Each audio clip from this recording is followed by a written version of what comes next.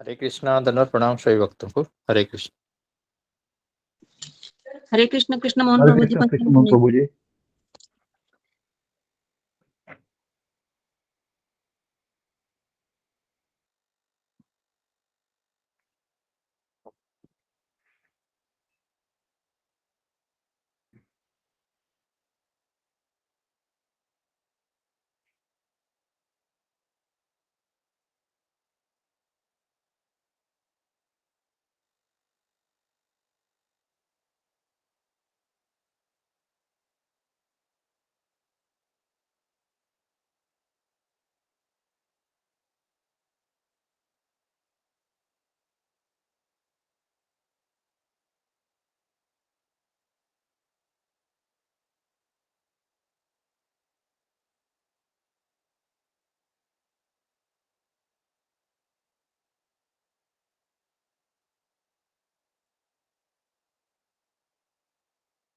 सभी भक्तों को धन्यवाद। प्रणाम। हरे हरे कृष्ण। सभी कृष्ण। भक्तों को पंचांग प्रणाम।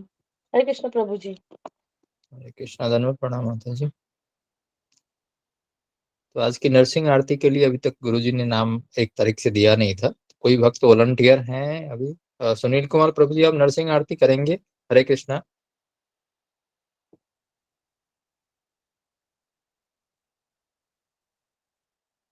ओहो।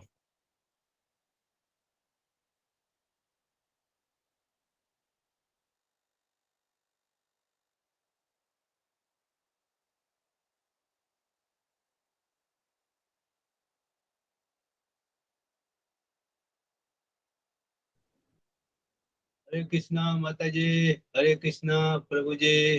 सबको दंडवत प्रणाम। धन्यवाद। प्रणाम उत्तम प्रभु जी। हरे कृष्णा। हरे कृष्ण प्रभु जी। माता जी को मेरा पंचम प्रणाम हरे कृष्ण। है। हरे कृष्णा। सभी भक्तों को धन्यवाद प्रणाम। हरे कृष्णा। धन्यवाद। सभी भक्तों प्रणाम। को हरे धन्यवाद कृष्ण। प्रणाम। हरे कृष्णा प्रभु जी। पंचम। हरे कृष्णा। धन्यवाद धन्यवाद। हरे प्रणाम। प्रणाम। कृष्ण कोई माता जी। भक्त नरसिंह आरती करने के लिए वॉलंटियर माता जी हैं? ने माता जी को धा पंचम माता प्रणाम। जी सुधा को माता हैंड रेज जी किया है। आकर और मैं कोई करूँ भक्त हैं? सबको मैं मेरा करूँ पंचम गुरु प्रभु जी? जी? मैं कर प्रभु सकती जी हूँ क्या प्रभु जी? प्रभु जी मैं करूँ? प्रभु जी। प्रभु जी मैं गाऊं क्या? Okay okay. प्रभु जी हरे शाम कृष्ण। सभी भक्तों को पंचम प्रणाम। को बोलिए हरे गाने कृष्ण। के सभी समय। भक्तों को पंचम प्रणाम। हरे कृष्ण। सभी भक्तों को पंचांग प्रणाम। साधना माता जी, आप नरसिंह आरती कीजिए। हरे कृष्ण। हरे कृष्णा। दंडवत प्रणाम सभी हरे कृष्ण। सभी भक्तों को पंचांग प्रणाम।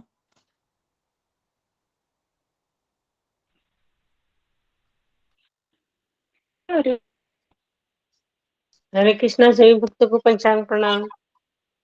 प्रभु जी को को। प्रणाम प्रणाम। हरे कृष्ण। सभी भक्तों को पंचांग। हरे कृष्ण।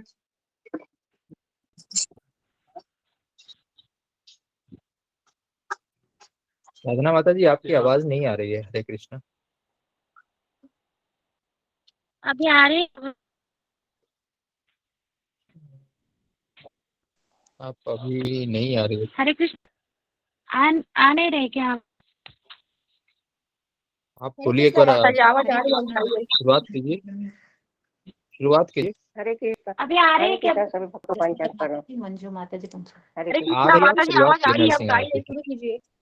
जी सुने तो बात नहीं। कैमरा नहीं। नमस्ते नमस्ते नरसिंहाय प्रह्लाददायिने प्रह्लाददायिने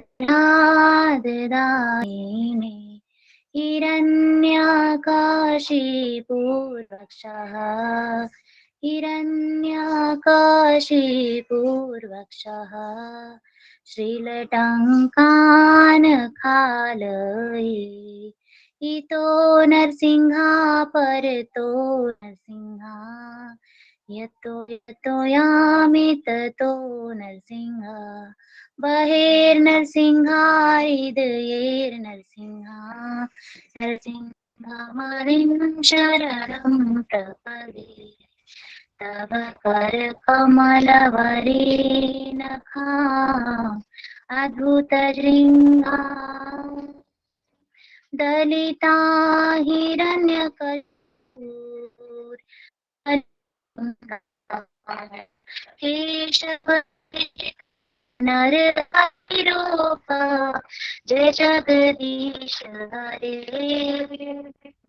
जय जगदीश हरे जय जगदीश हरे जय नरसिंहदेव जय नरसिंहदेव जय नरसिंहदेव जय नरसिंहदेव जय प्रह्लाद महाराज प्रह्लाद महाराज जय प्रह्लाद महाराज निताय गौर हरि बोल निताय गौर हरि बोल। जय श्री लक्ष्मी नरसिंह भगवान की जय, प्रह्लाद महाराज की जय। बहुत सुंदर। हरि बोल माता जी, हरि बोल। बहुत अच्छा गाया माता जी, बहुत सुंदर गाया माता जी। हरि हरि बोल। बहुत सुंदर, धन्यवाद धन्यवाद बहुत सुंदर माता माता जी, जी। बहुत अच्छा गाया माता जी। हरे कृष्ण। बहुत सुंदर माता जी। हरे कृष्णा। सभी भक्तों को पंचक प्रणाम। हरे कृष्णा। सभी भक्तों को पंचांग हरे प्रणाम।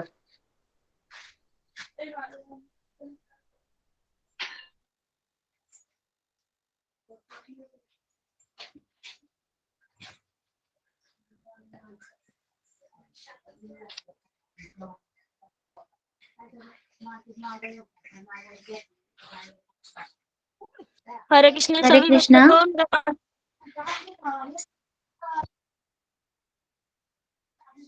हरे कृष्ण माता जी। पंचांग प्रणाम। हरे कृष्ण। हरे कृष्णा। साधु माता जी, काजल हरे माता कृष्ण जी, माता जी। उत्तम प्रभु जी, सुधा हरे कृष्ण सभी भक्तों को पंचांग प्रणाम।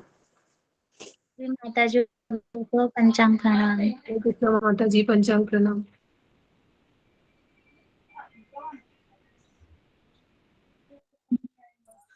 हरे कृष्ण सभी भक्तों को दंडवत प्रणाम।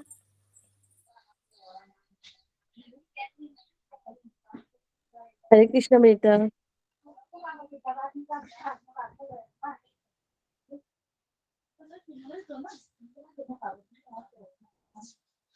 हरे कृष्ण सभी भक्तों को पंचांग प्रणाम। हरे कृष्णा प्रभु जी, हरे कृष्णा माता जी। हरे कृष्ण राधा माता जी। पंचांग हरे कृष्णा। प्रणाम। हरे कृष्णा। राधा माता जी। दंडवत प्रणाम सभी भक्तों को, दंडवत प्रणाम। हरे कृष्णा। हरे कृष्णा कृष्ण हरे महाप्रभु जी को कृष्णा। पंचांग प्रणाम।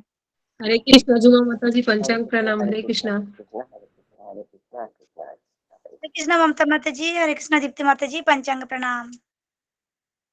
हरे कृष्ण रूबी पंचांग प्रणाम। माता जी, हरे हरे कृष्णा। कृष्ण जीवा माता जी। पंचांग प्रणाम। प्रियंका माता जी। मेरा पंचांग पंचांग प्रणाम। प्रणाम। ममता माता जी। ममता पाल माता जी। कुमारी पंचांग माता जी। प्रणाम। ममता पाल माता जी। हरे दीप्ति कृष्ण माता जी। पंचांग पंचांग हरे कृष्णा माता जी। पंचांग हरे कृष्णा प्रणाम। सभी भक्तों सभी को माता जी पंचांग को पंचांग प्रणाम। प्रणाम। प्रभु जी को पंचांग प्रणाम। पंचांग प्रणाम। हरे कृष्णा। प्रणाम। हरे कृष्णा। हरे कृष्ण हरे कृष्णा। प्रणाम। हरे को कृष्ण मेरा पंचांग प्रणाम। देव कुमार प्रभु जी को मेरा पंचांग प्रणाम। हरे अर्चना माता कृष्णा। जी को हरे मेरा कृष्णा। पंचांग प्रणाम। हरे कृष्णा। हरे कृष्ण सारे भक्तों को पंचांग प्रणाम। हरे कृष्णा। हरे हरे प्रणाम कृष्णा कृष्ण। माता जी। माता जी हरे को हरे कृष्ण प्रणाम। प्रभु जी हरे कृष्णा। माता जी। हरे कृष्णा। कृष्ण हरे कृष्ण माता शिखा जी माता जी। जी। पंचांग प्रणाम। हरे कृष्ण माता जी पंचांग प्रणाम। हरे कृष्ण मोहन प्रभु जी। पंचांग दंडवत प्रणाम प्रणाम। माता जी। हरे दंडवत प्रणाम कृष्ण माता जी। प्रभु हरे जी मेरे मामा ऑफ हुए हैं कौन? और वही मैं सोची थोड़ा बता दूं। क्या सुनीता माता जी क्या बताया? फिर से बताएं, उनका नाम भी बताएं।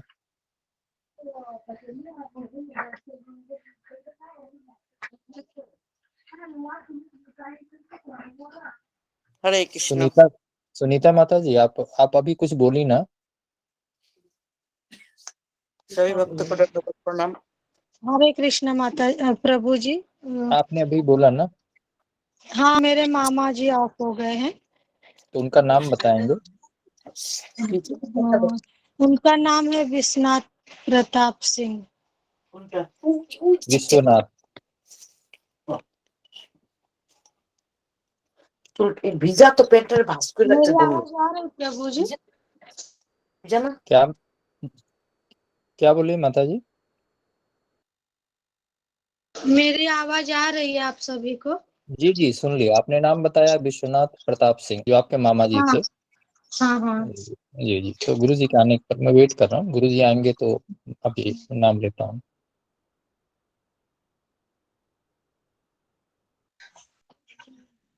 हरे कृष्णा कि जैसे वो पंचांग। गांव में है ना प्रभु जी, तो मैं वहां जाऊंगी तो मायापुर नहीं जा सकती, तो इसलिए मैं वहां नहीं जा रही हूँ। यहीं से जो बोलना होगा करना होगा करूंगी, लेकिन मैं मायापुर जरूर जाऊंगी, ये मेरा सोच।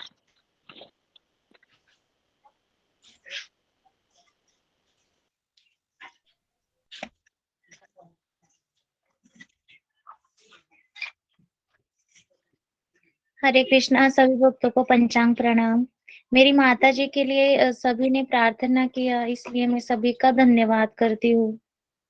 हरे कृष्ण। हरे कृष्णा हरे हरे कृष्णा माता जी, मैंने फोन किया था तब आप नहीं थी, आपकी बहन ने उठाया था शायद से फोन।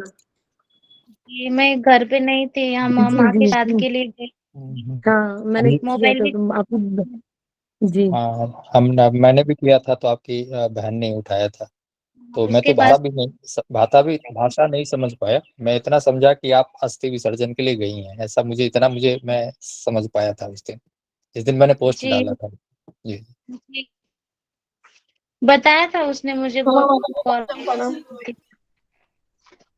पर मैं अभी स्टेशन अटेंड नहीं कर पाई, पर मुझे लगा कि हम स्टेशन अटेंड কথা আমারে कर কইতে দেয় না तो वही सेशन अटेंड किया था, पर थोड़ा सा बिजी थी ना, तो मैं प्रभु जी ने मेरे 2 बार नाम भी लिया, पर मोबाइल मेरे से दूर था और मैं बच्चे को लेके बैठी थी, बहुत क्राई कर रहा था और मोबाइल भी चार्ज नहीं था, इसलिए मैं अभी मुझे भजन गाना था पर मैं गा नहीं पाई। तो माता जी, आपको কৃষ্ণমোহন नरसिंह आरती भगवान ने दिलवा दिया ना, इसलिए। কৃষ্ণমোহন प्रभु जी एक बात तो पूछो बात आपसे। नहीं हो रहा है। हरे कृष्ण कृष्णमोहन प्रभु जी जी माता जी बोलिए। हरे कृष्णा। हरे कृष्ण। उस दिन जे बोला था जे 32 माला ध्यान से कीजिए, आपको बोला था, आप सुना नहीं है हमारी बात। 32 माने कि मोती, एक एक मोती। और सोमाकर माता जी आपको बंगाली में समझाएंगी। सोमाकर माता जी आप समझाएंगी। পুথি বলা হয়। আরে শোনো, শুনছো না যে না, বলছিল 32টা মণি যেগুলো থাকে না, ওটাকে কাউন্ট করে যেটা বলে जी মালার हरे মধ্যে না कृष्ण থাকে তো 108। हरे कृष्ण ওটা हरे কি মানে कृष्ण না चलिए, हरे गुरु कृष्णा जी आ गुरु गए। जी। हरे कृष्ण प्रभु जी कृष्णा गुरु जी पंचांग प्रणाम। प्रणाम। हरे हरे कृष्णा कृष्ण गुरु जी पंचांग पंचांग प्रणाम। हरे गुरु जी कृष्णा गुरु दंड जी प्रणाम प्रणाम। भक्तों को पंचांग प्रणाम। गुरु जी दंड प्रणाम हरे कृष्ण हरे कृष्ण गुरु जी पंचांग प्रणाम। हरे कृष्ण भक्त प्रणाम। हरे कृष्ण सबको हरे कृष्णा प्रभु जी पंचांग प्रणाम। हरे हरे कृष्णा। कृष्ण हरे कृष्ण हरे कृष्ण गुरु जी पंचांग पंचांग प्रणाम प्रणाम। हरे कृष्ण हरे कृष्ण गुरु गुरु जी जी। पंचांग प्रणाम हरे हरे कृष्ण हरे कृष्ण गुरु हरे जी कृष्ण पंचांग प्रणाम। हरे कृष्ण हरे कृष्ण। तो आगे बढ़ते हैं। ओम अज्ञानतिमिरान्धस्य ज्ञानाञ्जनशलाकया चक्षुरुन्मीलितं येन तस्मै श्री गुरुवे नमः। जय श्री कृष्ण चैतन्य प्रभु नित्यानंद श्री अद्वैत गदाधर शिवासादि गौर भक्त वृंद। हरे कृष्णा कृष्ण कृष्ण हरे हरे हरे राम राम राम हरे हरे। हरे कृष्णा गुरु जी। हरे कृष्णा गुरु जी प्रणाम। हरे हरे कृष्णा हरे हरे भक्त कृष्ण कृष्ण। हरे कृष्ण सबको हरे कृष्ण हरे कृष्ण। हरे कृष्ण तो हरे कृष्ण सबको। तो गुरु आज जी। हाँ बोलिए। हाँ कुछ बताना है। जी हाँ जी गुरु जी, वो सुनीता माता जी के जो जीजा जी के जो पिताजी थे, उनका डेथ हो गया है। क्या हो गया? उनका ध्यान। मतलब देहांत हो गया। अरे बाप रे, जो हो क्या? हम लोग ने प्रे किया था ना, आज से हाँ तीन हम लोगों ने। तीन दिन पहले, तो उनका भी डेथ हो गया। और उनका नाम गुप्तेश्वर प्रसाद है। तो उनका गुप्तेश्वर। गुप्तेश्वर प्रसाद। जी जी। जी जी उनके। और जी जी रूबी जी जी, जो सुनीता माता जी के जीजा जी के पिताजी। जो हम हाँ लोगों ने हाँ प्रे किया था ना।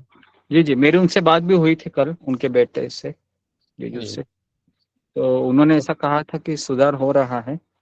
लेकिन कल ही उनका डेथ हो गया नाइट में। जी जी। और दूसरा, अभी आपको पता ही है रूबी हाँ माता जी के जो दादाजी का, उनका नाम चंद्रदेव प्रभु जी उनका। और तीसरा भी जो सुनीता माता जी हैं, जो शिखा दुबे नाम से लॉगिन करती हैं, हाँ उनके मामा जी का भी डेथ हो गया है। तो उनका नाम विश्वनाथ प्रताप सिंह है। तो ये 3 लोग बुजुर्ग लोग हैं जिनके। तो जिनका आज डेथ हुआ है या कल भी अगर शाम के बाद हुआ है, तो उनका ऑस्पिशियस है कि एकादशी के दिन शरीर छोड़ना ये अच्छा माना जाता है। अगर आज हो गया है या कल भी अगर हुआ होगा अंतिम प्रहर में, तो उनको जरूर इनका लाभ मिलेगा। वैसे भी जीवन मरण है ये भगवान के हाथ में है। शिल प्रभुपाद भी कहा करते थे कि हमें कृष्ण के लिए प्रार्थना करनी चाहिए, लेकिन कृष्ण की अंतिम इच्छा कृष्ण की ही चलती है। तो और हमें पता नहीं है, किसी का मृत्यु भी अगर हो जाता है तो उस आत्मा के लिए वह ऑस्पिशियस भी हो सकता है ना। हम उसको समझ नहीं सकते हैं कि कृष्ण उनको किस तरह से गति देना चाहते हैं।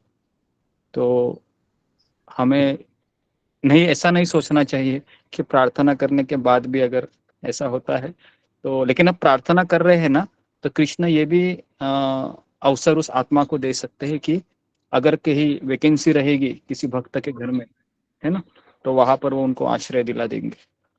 इस तरीके से मैं सोच सकते हैं। तो अभी हम आगे बढ़ते हैं।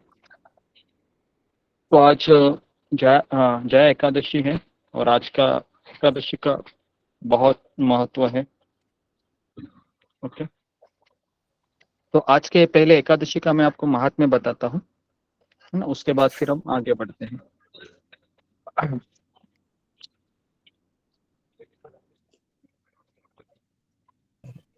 कल के विषय में ममता पाल माता जी को बताना। हाँ, तो ममता पाल माता जी, तब तक आप बताइए कि कल आपने क्या पढ़ा था। जी जी जी। हरे कृष्णा गुरु जी, पंचांग प्रणाम। सभी भक्तों को पंचांग प्रणाम। कल आपने बताया था कि पहले से कैसा है, भगवान कहते हैं कि देखो अर्जुन, भौतिक जगत कैसा है, और उल्टा अश्वत्थ वृक्ष है, ये भौतिक जगत है। इसके जो जड़ है वो ऊपर है और शाखाएं जो है वो नीचे है। बाद में ये वृक्ष पानी के अंदर ही दिखता है, और इसके जो शाखाएं है यह अलग अलग प्रजातियां का है, जो ग्रहों का प्रतिनिधित्व करता है, और यह 3 गुण के द्वारा पोषित हो जाता है। और यह वृक्ष, इसके जो जड़ है वो मानव समाज को सकाम कर्म से बांधते हैं। सकाम कर्म का अर्थ है जो फल की इच्छा के लिए कोई भी कार्य करना। जैसे जैसे यह संसार पूरे अपेक्षाओं से भरा हुआ है। कोई भी व्यक्ति अगर बदले में कुछ अपेक्षा के बदले में वो कार्य करता है इस संसार में, निस्वार्थ भाव से कोई नहीं काम करता है इस संसार में। बाद में 3 और 4 श्लोक में बताया था कि ये कैसे काटे इस वृक्ष को, जो तो चीजें जो है इस वृक्ष को काट सकते हैं, वो है एक दृढ़ता और वैराग्य। अगर हमें वैराग्य है लेकिन दृढ़ता नहीं है, जैसे कि सुबह उठ नहीं सकते हैं 4 बजे, तो क्या फायदा इस वैराग्य की। और वैराग्य है तो दृढ़ता भी चाहिए। अगर हमें वैराग्य है लेकिन दृढ़ता नहीं है तो भी क्या फायदा। दोनों ही चाहिए भक्ति मार्ग में, दृढ़ता और वैराग्य भी, मतलब दोनों ही जरूरत है। और हमारा पहला लक्ष्य होना चाहिए कि मुझे इस मार्ग पर चलना है, तो मुझे 4 बजे क्लास का जो हमारा रहता है 17, उसमें ज्वाइन करके जपा हमारा कंप्लीट करना चाहिए। मेन वही रहता है पहला लक्ष्य। और तभी हमें भगवत गीता समझ में आता है। और भगवत गीता उसी व्यक्ति को समझ सकते हैं जो भगवान को समझने के लिए अपने ऊपर जो दर्द है वो दर्द शारीरिक कष्ट सहता है। तो हमें भगवान के लिए तपस्या करनी चाहिए। बाद में बताते हैं कि भगवान 5वें श्लोक में कहा है कि इस कुल्हाड़ी को कैसे काटे। भगवान कहते हैं शरणागति की प्रक्रिया से इसको काटा जा सकता है। बाद में बोले कि कौन व्यक्ति भगवत धाम जा सकते हैं। तो यहाँ पर 5 चीजें बताया है। पहला है झूठी प्रतिष्ठा को त्याग दिया है। झूठी प्रतिष्ठा मतलब जो मैं पत्नी हूँ, मैं पति हूँ, मैं इंजीनियर हूँ या डॉक्टर हूँ, मैं 2 बच्चे की माँ हूँ या मैं इस परिवार का पालन करता हूँ, ये सभी झूठी प्रतिष्ठा है। असली प्रतिष्ठा ये है कि हम भगवान के सेवक हैं। बाद में उसके बाद जो जीत संग दोषा मतलब जिन्होंने ऐसे संगत से दूर रखा है खुद को, जो हमेशा स्त्री पैसा या इस संसार में रहने की बात करता रहता है, तो हमें इस लोगों से दूर रहनी चाहिए। ये आपने बताया था। बाद में उसके बाद जिसने भौतिक काम को नष्ट किया है, उसका अर्थ है हमें परिवार के किसी का भी सेवा करते हैं तो जैसे पति का हो, बच्चे का हो, तो हम ये सोच के कार्य कर सकते हैं कि ये जो बच्चा है ये भगवान का अंश है, इसका जिम्मेदारी मैंने उठाई है, जो ताकि वो भगवान का एक भक्त बने और उनको वो बच्चे को भक्त बना सके। माता पिता का यही कार्य रहता है जो आध्यात्मिक कार्य होते हैं। अगर हम सोचते हैं कि ये मेरा बच्चा है और मेरे से हम आशा करते हैं कि ये बुढ़ापा का लाठी बने, तो ये गलत है सोचना, तो ये भौतिक आशा हो जाएगा। बाद में इसके बाद शरणागति का वर्णन किया था आपने। इसके बाद प्रभुपाद जी ने एक श्लोक में बताया कि इसलिए प्रथम योग्यता की आवश्यकता है कि वो मिथ्या अहंकार से मोहित ना होना चाहिए। वो हमको मिथ्या अहंकार का अर्थ है मैं शरीर हूँ, मैं किसी का पत्नी हूँ या बॉस हूँ, माँ हूँ, इसको कहते हैं मिथ्या अहंकार। इससे हमें मोहित नहीं होना चाहिए। ये पहली योग्यता है हमारी, क्योंकि बद्ध जीव प्रकृति का स्वामी मानकर गर्वित रहता है, इसके लिए उसको भगवान की शरण में जाना कठिन होता है। उसे वास्तविक ज्ञान के अनुशीलन द्वारा ही जानना चाहिए। वो प्रकृति का स्वामी नहीं है, बल्कि वो भगवान का सेवक है। ये वास्तविक ज्ञान है हमें गुरु से ही मिलते हैं और गुरु के शरणागति होने पर ही ये ज्ञान हमें मिलता है। बाद में और गुरु के शरण जाने के बाद ही हमें पता चलता है कि मैं इस संसार में क्यों दुखी हूँ। नहीं तो हर कोई व्यक्ति यही चाहते हो कि घर में अपना राज चले, जैसे कि घर में पति चाहते हैं कि अपने पति मेरे सेविका बने या पत्नी चाहते हैं कि पति मेरे सभी बात माने सुने, ये अपेक्षा रहता है हर संसार में। बाद में हमारा एक कर्तव्य है कि बच्चे हमें देखकर भी ये समझते हैं कि मेरे माता पिता दोनों कृष्ण भगवान की सेवा करते हैं। तो जैसे कि सुबह उठ के हम लोग अगर जपा करते हैं पति पत्नी दोनों मिलके, तो बच्चे भी देख के हमें सीखते हैं कि नहीं मेरे माता पिता भगवान की कृष्ण की सेवा करते हैं, माला कर रहे, तो मुझे भी उठना चाहिए, मुझे भी उसी मार्ग पे चलना चाहिए। ये माता पिता की शिक्षा से ही बच्चे सीखते हैं। बाद में जब मनुष्य अहंकार से मुक्त हो जाएगा तभी शरणागति की प्रक्रिया प्रारंभ होते हैं। जो व्यक्ति सदैव संसार के सम्मान की अपेक्षा करता है, उसके लिए भगवान की शरणागति होना बहुत कठिन होता है। मतलब है कि इस संसार से हमें सम्मान की अपेक्षा नहीं करना चाहिए। संसार को हमें यहाँ से निकलने के लिए प्रयास करना चाहिए, हमें भगवान की भक्ति करके, क्योंकि इस संसार में बहुत ही दुख भरा है। ये संसार एक दुखालय है। बाद में बोला था अपने के कौन व्यक्ति भगवत धाम जा सकते हैं, लक्षण बताए थे, वो झूठी प्रतिष्ठा वो सब तो हुआ है। बाद में जो व्यक्ति मोहरहित होते हैं सिर्फ वही व्यक्ति भगवत धाम जा सकता है। वो सोचता है कि मैं शरीर नहीं, मैं भगवान का एक सेवक हूँ। अगर हम गुरु परंपरा से जुड़े हैं, गुरु के आश्रय में है, तो धीरे धीरे ये चला जाता है। हमारी जो मोह आसक्ति है परिवार से, धीरे धीरे वो चला जाता है। हमें जपा क्लास में ज्यादा प्रायोरिटी देना चाहिए, उसी में हमारा कार्य भक्ति मार्ग में ज्यादा मिलता है सफलता। उसके बाद 6 श्लोक में अर्जुन पूछता है कि भगवान को कि हे भगवान आपने बताया कि आपका भगवत धाम कैसे प्राप्त कर सकते हैं, लेकिन अभी तो आपसे सुनना चाहता हूँ कि ये गोलक वृंदावन कैसे दिखता है, कृपा करके मुझे बताइए। ये अर्जुन पूछता है भगवान से। फिर भगवान कहते हैं कि मेरा जगत कैसा है, मैं जहाँ रहता हूँ वहाँ जगह कैसी है। बाद में भगवान कहते हैं कि कि मैं जो धाम में रहता हूँ वह सूर्य से प्रकाशित नहीं सूर्य प्रकाश नहीं देते हैं ये या और धाम में चंद्र का भी कुछ कार्य नहीं रहता है। तब अर्जुन पूछता है कि तो क्या अग्नि से बिजली से क्या वो प्रकाश दिखते? तब भगवान कहते हैं कि ना पावक मतलब मेरे धाम में अग्नि भी नहीं बिजली से भी नहीं। तब पूछता है तो उधर क्या सूर्य ना चंद्र है ना अग्नि है ना बिजली का कुछ प्रकाश है तो उधर क्या अंधेरा रहता है? ऐसा अर्जुन पूछता है भगवान को। फिर भगवान कहते हैं कि अर्जुन अंधेरा नहीं है उधर बहुत उजाला है।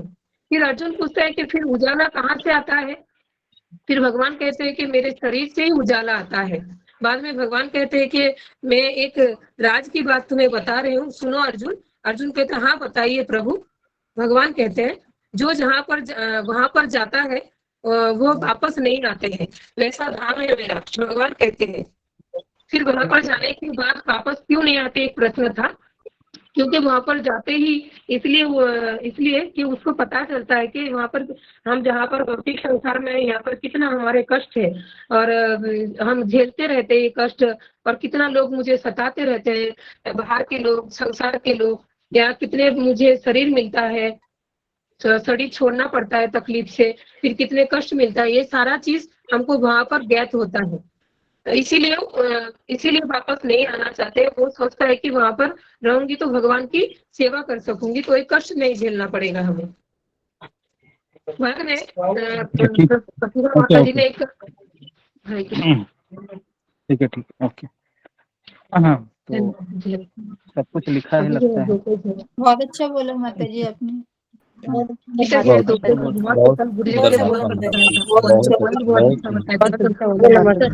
बोला माता जी।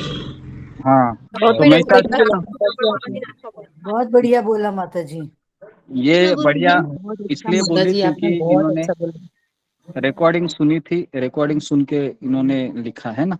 तो जो व्यक्ति रिकॉर्डिंग सुनेगा रिकॉर्डिंग सुन के लिखियो वो बराबर लिखेगा। और जो ऐसा है घाई घाई में लिखेगा ना अभी 3 से 4 में, तो उसका कुछ ना कुछ छूट जाएगा।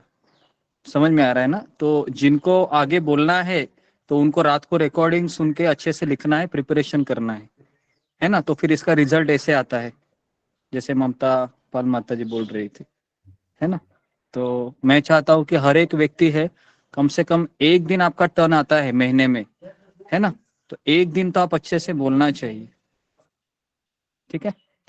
और हो सके तो कोई अपसेंट मत रहिए, क्योंकि आप ऐसा सोचिए कि कृष्ण ने मुझे इनवाइट किया है आज के दिन बताने के लिए, आज मेरा टर्न है।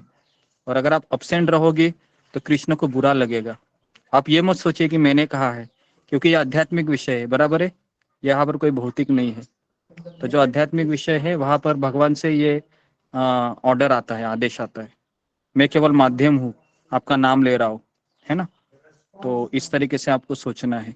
तो इसके लिए ये भगवान का आदेश है, जिसका भी नाम है तो आप उस दिन जरूर हाजिर रहिए और पूरा प्रिपरेशन के साथ रहिए। जैसे ममता पाल माता जी और कई लोग हैं जो कल 2 दिन पहले भी बहुत अच्छे से बताते हैं। तो मुझे अच्छा लगता है कि ऐसे अगर आप बोलते हैं तो, है ना जी। गुरु जी और कल रूबी कुमारी माता जी का टर्न है। और नरसिंह आरती के लिए भी नाम देंगे क्या? हाँ, नरसिंह आरती के लिए नाम हम जी, या नहीं तो जिनका टर्न है उन्हीं को नरसिंह आरती के लिए बोले, जो दोनों एक ही साथ हो। हाँ वो भी अच्छा रहेगा। ये अच्छा आइडिया आपने निकाला कि जिसका जी, और नरसिंह आरती भी करेंगे। हाँ और जी ये अच्छा है। जिसका नाम है गीता क्लास के लिए चुना गया है कल परसों, उन्हीं को नरसिंह आरती गाना है। तो डॉट आपको 2:45 बजे हाजिरी लगाना है। और भले ही एक आदमी है, 2 आदमी है, 3 आदमी शुरू करना है, ठीक है ना। किसी के लिए राह नहीं देखनी है, नहीं तो हमारा टाइम है वो और भी बढ़ता रहेगा, ठीक है। तो आज एकादशी है, तो मैं पहले एकादशी महात्म्य बताता हूँ आज का, और उसके बाद फिर हम जो भगवद गीता। हाँ बोलिए। गुरु जी मैं बोली थी आपको, आपने आप देखा कि नहीं मुझे सुननी देखी, तो मैं हाँ, थोड़ा अनुमति लेके जानना चाहती हूँ जी। हरे कृष्ण जी, मैं अनुमति लेना चाहती हूँ, मैं जानना चाहती हूँ थोड़ा सा। हाँ बोली थी ठीक है, आपको आप मैसेज। जाइए। जी जी जी, मैंने सुना उसको। ओके, धन्यवाद। ठीक है। हरे कृष्ण। पंचांग प्रणाम। तो अभी सही भक्तों को पंचांग। धर्मराज युधिष्ठिर है, वह बोले कृष्ण को। तो अभी मैं एकादशी की कथा बता रहा हूँ, ध्यान से सुनिए। तो आज एकादशी का पालन करना ये बहुत ही महत्व रखता है, मायने रखता है। तो साल में महीने में 2 एकादशी आती है। दोनों एकादशी करना चाहिए, पारना टाइम के साथ दान देना चाहिए, है ना। दान देते समय हमें उचित जो भगवान को भोग लगा कर ही आपको व्रत को छोड़ना है। और समय है कल 7 से 10 बजे के बीच, 3 घंटा है आपके पास। तो पारना समय होता है, उस समय व्रत छोड़ना है, ठीक है। तो हर एकादशी हम करते हैं, हर एकादशी के दिन हम 32 माला कम से कम करते हैं। आज सुबह सारे भक्त 3 बजे लॉगिन किए थे, है ना। और 3 बजे से लेके 7 बजे, 7:30 बजे तक भक्तगण थे। तो कई भक्तों ने मैसेज करके मुझे कहा कि 32 माला हुआ है। तो रिपोर्टिंग का मैसेज आपको मुझे पर्सनली भी करना है, हर एक भक्त को, और आपको ग्रुप में भी करना है, ठीक है। दोनों चीजें जरूरी है। जिसका रिपोर्टिंग नहीं आएगा, मैं उसको कंसिडर नहीं करूंगा कि वो एक स्टूडेंट है हमारे क्लास का, ठीक है। तो ये कंपलसरी है, क्योंकि आपका रिपोर्टिंग कार्ड है, हमेशा मिलना चाहिए मुझे कि आप क्या कर रहे हैं, क्या नहीं कर रहे हैं, ठीक है। भले आप बोल रहे हैं हम 17 में आ रहे हैं, लेकिन 17 में आ रहे हैं, लेकिन स्कूल में पता है ना प्रेजेंट ही होती है।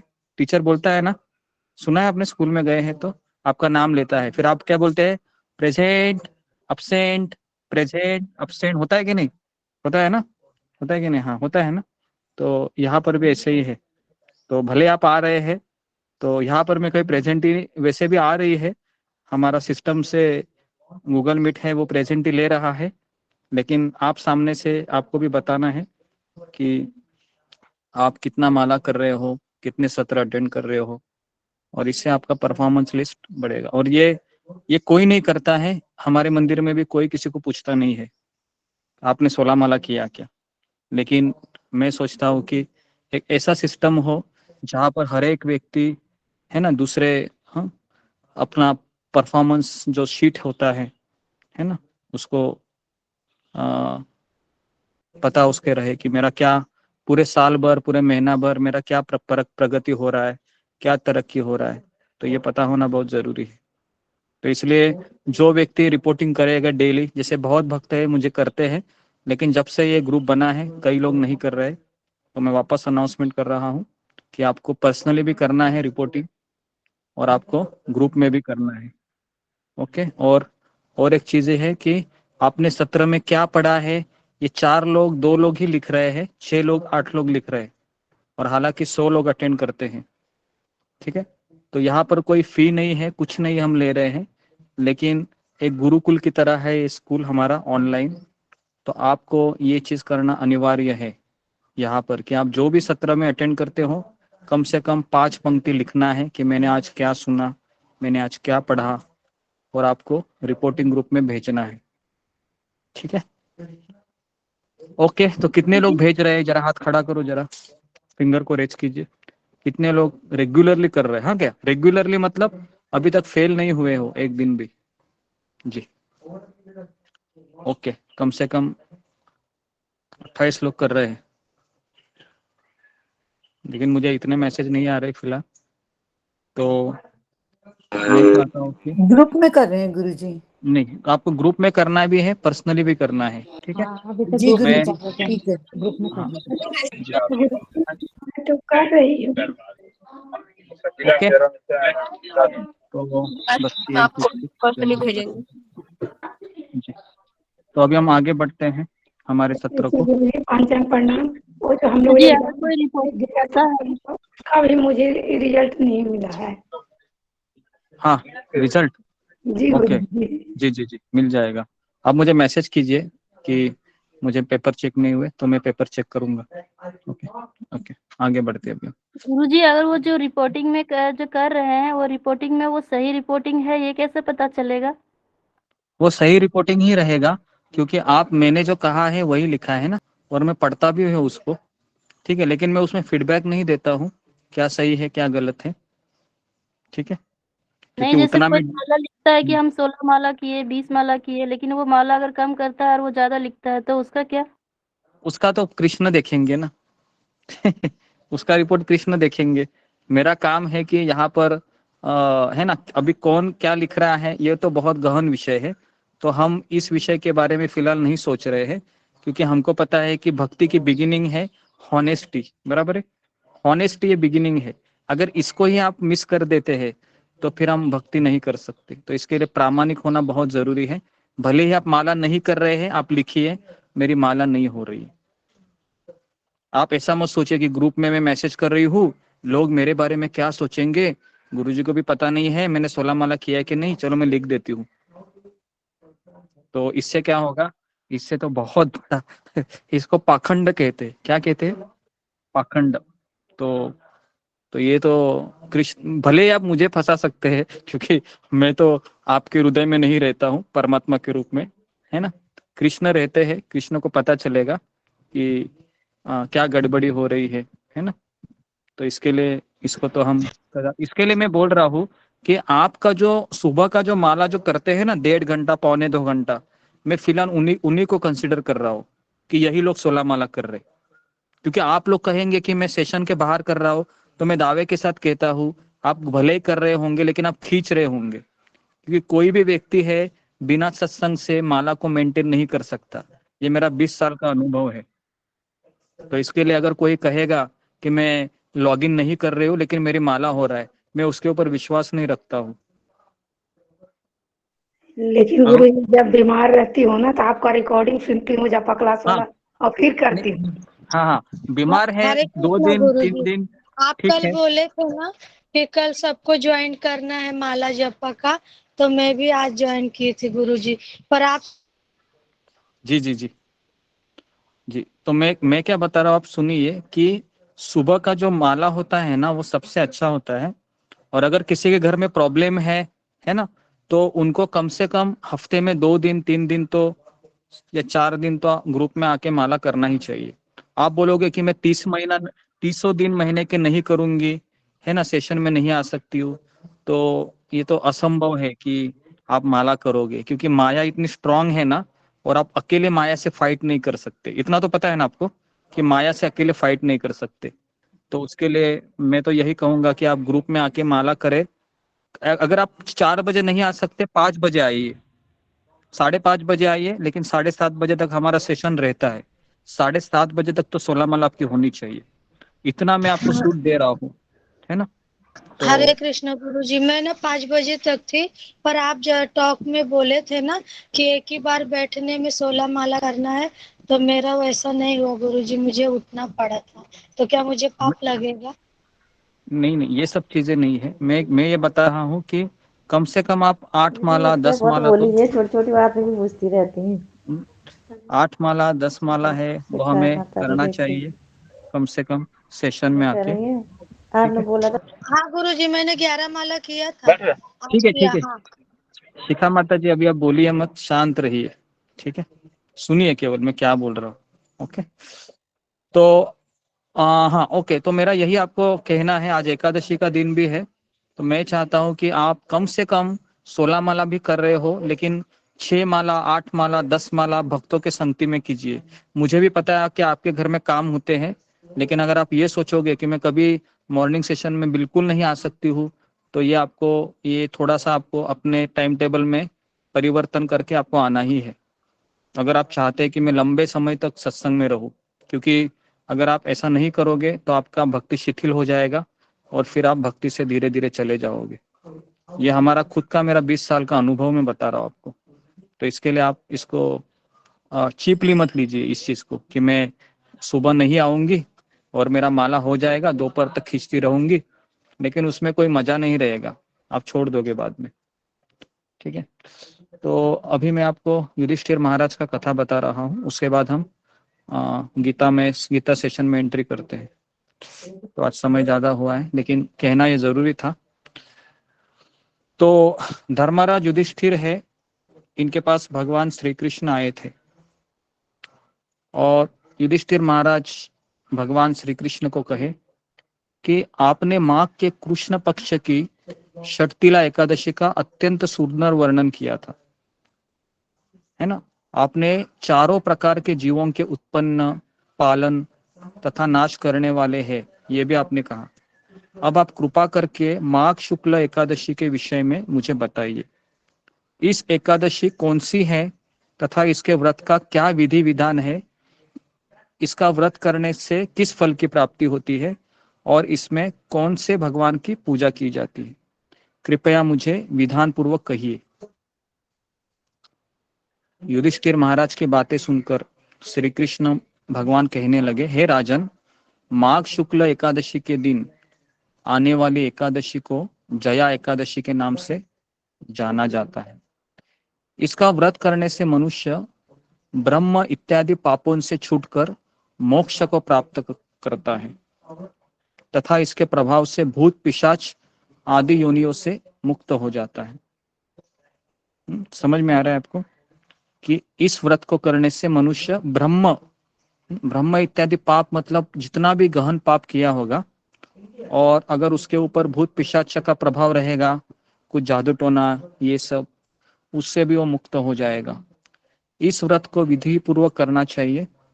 अभी मैं तुमको पद्म पुराण की कथा बताने जा रहा हूँ, सुनो इसको। एक बार देवराज इंद्र स्वर्ग में राज करते थे और अन्य सब देवगण सुखपूर्वक स्वर्ग में रहते भी थे। एक समय की बात है कि इंद्र अपनी इच्छा के अनुसार नंदनवन वन में अप्सरों के साथ विहार कर रहे थे और गंधर्वगण गान कर रहे थे। उन गंधर्वों में एक गंधर्व था जिसका नाम था पुष्पदंत और उसकी एक कन्या थी जिसका नाम था पुष्पवती। तो पुष्पदंत ने पुष्पवती और चित्रसेन तथा उसकी स्त्री मालिनी भी उपस्थित थी। उसकी कन्या पुष्पवती और चित्रसेन तथा उसकी स्त्री मतलब उसकी पत्नी मालिनी भी उपस्थित थी। साथ ही मालिनी का पुत्र पुष्पवान भी और उसका पुत्र माल्यवान भी उपस्थित था। अभी पुष्पवती गंधर्व कन्या माल्यवान को देखकर उस पर मोहित हो गई। ठीक है, तो ये माल्यवान कौन था? तो थोड़ा सा इसमें कंफ्यूजन रहेगा, मैं वापस बता रहा हूं कि पुष्पदंत की कन्या थी पुष्पवती और चित्रसेन और मालिनी का पुत्र था पुष्पवान और पुष्पवान का पुत्र था माल्यवान। तो अभी पुष्पवती की जो गंधर्व कन्या थी, इसकी पुष्पवती की मतलब पुष्पदंत की कन्या पुष्पवती का पुष्पवती की भी कन्या, तो वह पुष्पवान का पुत्र माल्यवान को देखकर उस पर मोहित हो गई। समझ में आया कि ये सब मैं क्या बता रहा हूँ या कंफ्यूज हो गए? जी गुरुदेव, समझ में आ रहा है जी। तो माल्यवान पर काम बाण चलाने लगी वो कौन? जो कन्या है ये जो पुष्पवती। तो उसने अपने रूप लावण्य और हावभाव से माल्यवान को वश में कर लिया। अभी कृष्ण कह रहे, हे राजन, ये पुष्पवती अत्यंत सुंदर थी और इंद्र को प्रसन्न करने के लिए गान करने लगे, परंतु ये परस्पर मोहित हो जाने के कारण ये पुष्पवती है, ये भले इंद्र के लिए गान कर रही थी लेकिन इसका चित्त भ्रमित हो गया। इनके ठीक प्रकार से न गाने तथा स्वर ताल ठीक नहीं होने से इंद्र इनके प्रेम को समझ गया कि इनका कुछ तो चक्कर चल रहा है और उन्होंने इसमें अपना अपमान समझकर उनको शाप दे दिया। क्या शाप दे दिया? इंद्र ने कहा, हे मूर्खों, में जाएगी। तुमने मेरी आज्ञा का उल्लंघन किया है, इसलिए तुम्हारा धिक्कार हो। अब तुम दोनों स्त्री पुरुष के रूप में मृत्यु लोक में जाकर पिशाच रूप धारण करोगे और अपने कर्म का फल भोगोगे। गलती क्या किया था उन्होंने? बहुत छोटा गलती था, बराबर है ना? आज के कलयुग में तो ऐसे रोजाना कितने लोगों का होता होगा भगवान ही जाने, बराबर है ना? कोई किसी को देख लेता है और दोनों का आंखों आंखों में बहुत कुछ चलता रहता है। लेकिन यही चीज अगर आप स्वर्गलोक में करोगे तो इस चीज को बहुत बड़ा अपराध माना जाता है। तो इसके लिए इंद्र है बहुत दुखी हो गए, है ना? सॉरी, इंद्र नहीं दुखी हो गए इंद्र को तो क्या शाप देने में उनको क्या है, देवी देवता को अधिकार होते हैं। शाप दिया, इंद्र का ऐसा शाप सुनकर दोनों भी दुखी हो गए। कौन, क्या नाम है उनका? माल्यवान और पुष्पवती। दोनों भी दुखी हो गए और हिमालय पर्वत पर दुख पूर्वक अपना जीवन व्यतीत करने लगे। कितना समय था ये? कितना समय हुआ होगा वो? केवल 2 मिनट 4 मिनट, बराबर है? 10 मिनट दोनों का आंखों आंखों से कुछ हुआ होगा, लेकिन सजा कितनी बड़ी मिली देखो। तो उसके बाद क्या हुआ देखो कि उन्होंने गंध रस तथा स्पर्श आदि का कुछ भी ज्ञान नहीं था। किसी का माइक चालू है, माइक को बंद कीजिए। तो वहां उनको महान दुख मिल रहे थे, उन्हें एक क्षण के लिए भी निद्रा नहीं आती थी, सोते ही नहीं थे वो। उस जगह अत्यंत शीत था, उससे उनके रोंगटे खड़े रहते और मारे शीत के दांत बजते रहते। एक दिन पिशाच ने अपने स्त्री से कहा कि पिछले जन्म में हमने ऐसे कौन से पाप किए थे जिससे हमको यह पिशाच योनि प्राप्त हुई। इस पिशाच योनि से तो नरक के दुख सहना ही उत्तम है। अतः हमें अभी किसी प्रकार का पाप नहीं करना चाहिए। इस प्रकार विचार करते हुए वे अपने दिन व्यतीत कर रहे थे। दैव योग से तभी माघ मास में शुक्ल पक्ष की जया एकादशी आई और उस दिन उन्होंने कुछ भी भोजन नहीं किया एवं बहुत अच्छे कार्य किए। केवल फल फूल खाकर ही दिन व्यतीत किया और संध्या काल के समय दुखी अवस्था में पीपल के वृक्ष के नीचे बैठ गए। उस समय सूर्य भगवान अस्त हो रहे थे। उस रात को अत्यंत ठंड थी, इस कारण वे दोनों शीत के मारे अति दुखित होकर मृतक के समान आपस में चिपटे हुए पड़े रहे। उस रात्रि को उनको निद्रा भी नहीं आई। जया एकादशी के उपवास और रात्रि के जागरण के कारण दूसरे दिन प्रभात होते ही उनकी पिशाच योनि से उन्हें छुटकारा मिला। अत्यंत सुंदर गंधर्व और अप्सरा की देह धारण कर सुंदर वस्त्र आभूषणों से वह स्वर्गलोक को प्रस्थान की। उस समय आकाश में देवता उनकी स्तुति करते हुए पुष्प वर्षा करने लगे। स्वर्गलोक में जाकर दोनों ने देवराज इंद्र को प्रणाम किया। देवराज इंद्र उनको पहले रूप में देखकर अत्यंत आश्चर्यचकित हुए और कहा, मैंने तो तुमको शाप दिया था पिशाच बन जाओ करके, ये तुम दोनों इतनी जल्दी कैसे आए? क्या राज है, बताइए। तो फिर अभी माल्यवान बोले, हे देवेंद्र, भगवान विष्णु की कृपा और जया एकादशी के व्रत के प्रभाव से ही हमारी पिशाच देही से मुक्तता हो गई।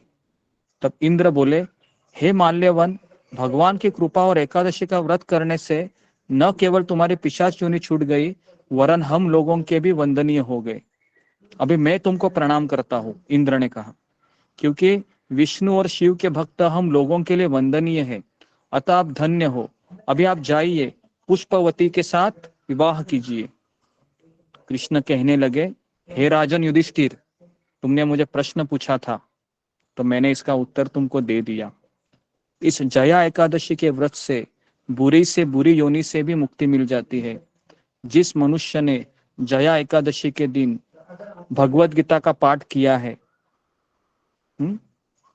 उससे मानो सब यज्ञ जप दान आदि कर लिए हो।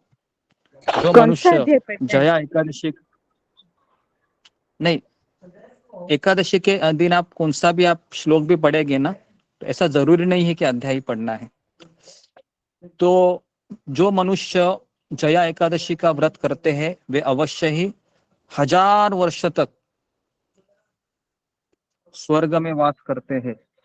लेकिन मेरा यहाँ पर आपको कहना है, हमें स्वर्ग में वास करना है क्या? हमें स्वर्ग में वास नहीं करना है, ठीक है। तो अभी ये जो तो हमें भगवत धाम जाना है, तो इसलिए हम एकादशी का व्रत क्यों करते हैं, इसके पीछे कारण है।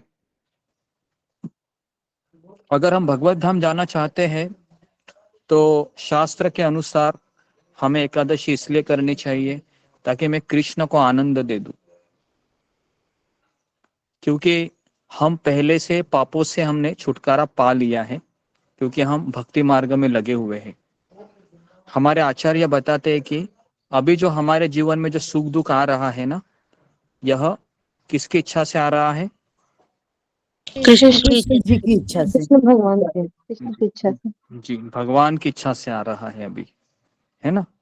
तो अभी इसलिए आपको ये नहीं कहना है, लेकिन इसका ये मतलब नहीं है कि मैं भक्ति मार्ग में लगी हूँ या लगा हूँ तो अभी मैं अपने ही मनमानी करते हैं भक्ति करूँ, नहीं, ऐसा नहीं है। ये जितना हम शरणागत रहेंगे कृष्ण के प्रति, गुरु के प्रति, उस क्षण तक हम माया से मुक्त रहोगे। जिस समय हमने इस चीज को भूल दिए, कृष्ण को, गुरु को, उसी समय फिर माया का तुरंत अटैक हो जाएगा, ठीक है। तो इसलिए हमें स्वतंत्र इच्छा हमेशा हमारी बनी रहती है। तो इसलिए ऐसा आप कदापि मत सोचिए कि मेरे पाप अभी चले गए हैं, लेकिन मेरी स्वतंत्र इच्छा तो अभी भी है, मैंने समर्पण तो किया नहीं है अभी तक गुरु को, कृष्ण को, तो फिर मेरे पाप क्या है, वापस बढ़ते ही रहेंगे। क्योंकि जब तक हम समर्पण नहीं करते हैं तब तक ये जो अकाउंट है वो बंद नहीं होता है ना, अकाउंट खुला ही रहेगा। तो अभी वो समर्पण कैसे करना है, तो इसका विधि है। जैसे श्रील प्रभुपाद जी ने अपने गुरु से सुना था कि तुम पाश्चात्य देश में जाके प्रचार करो।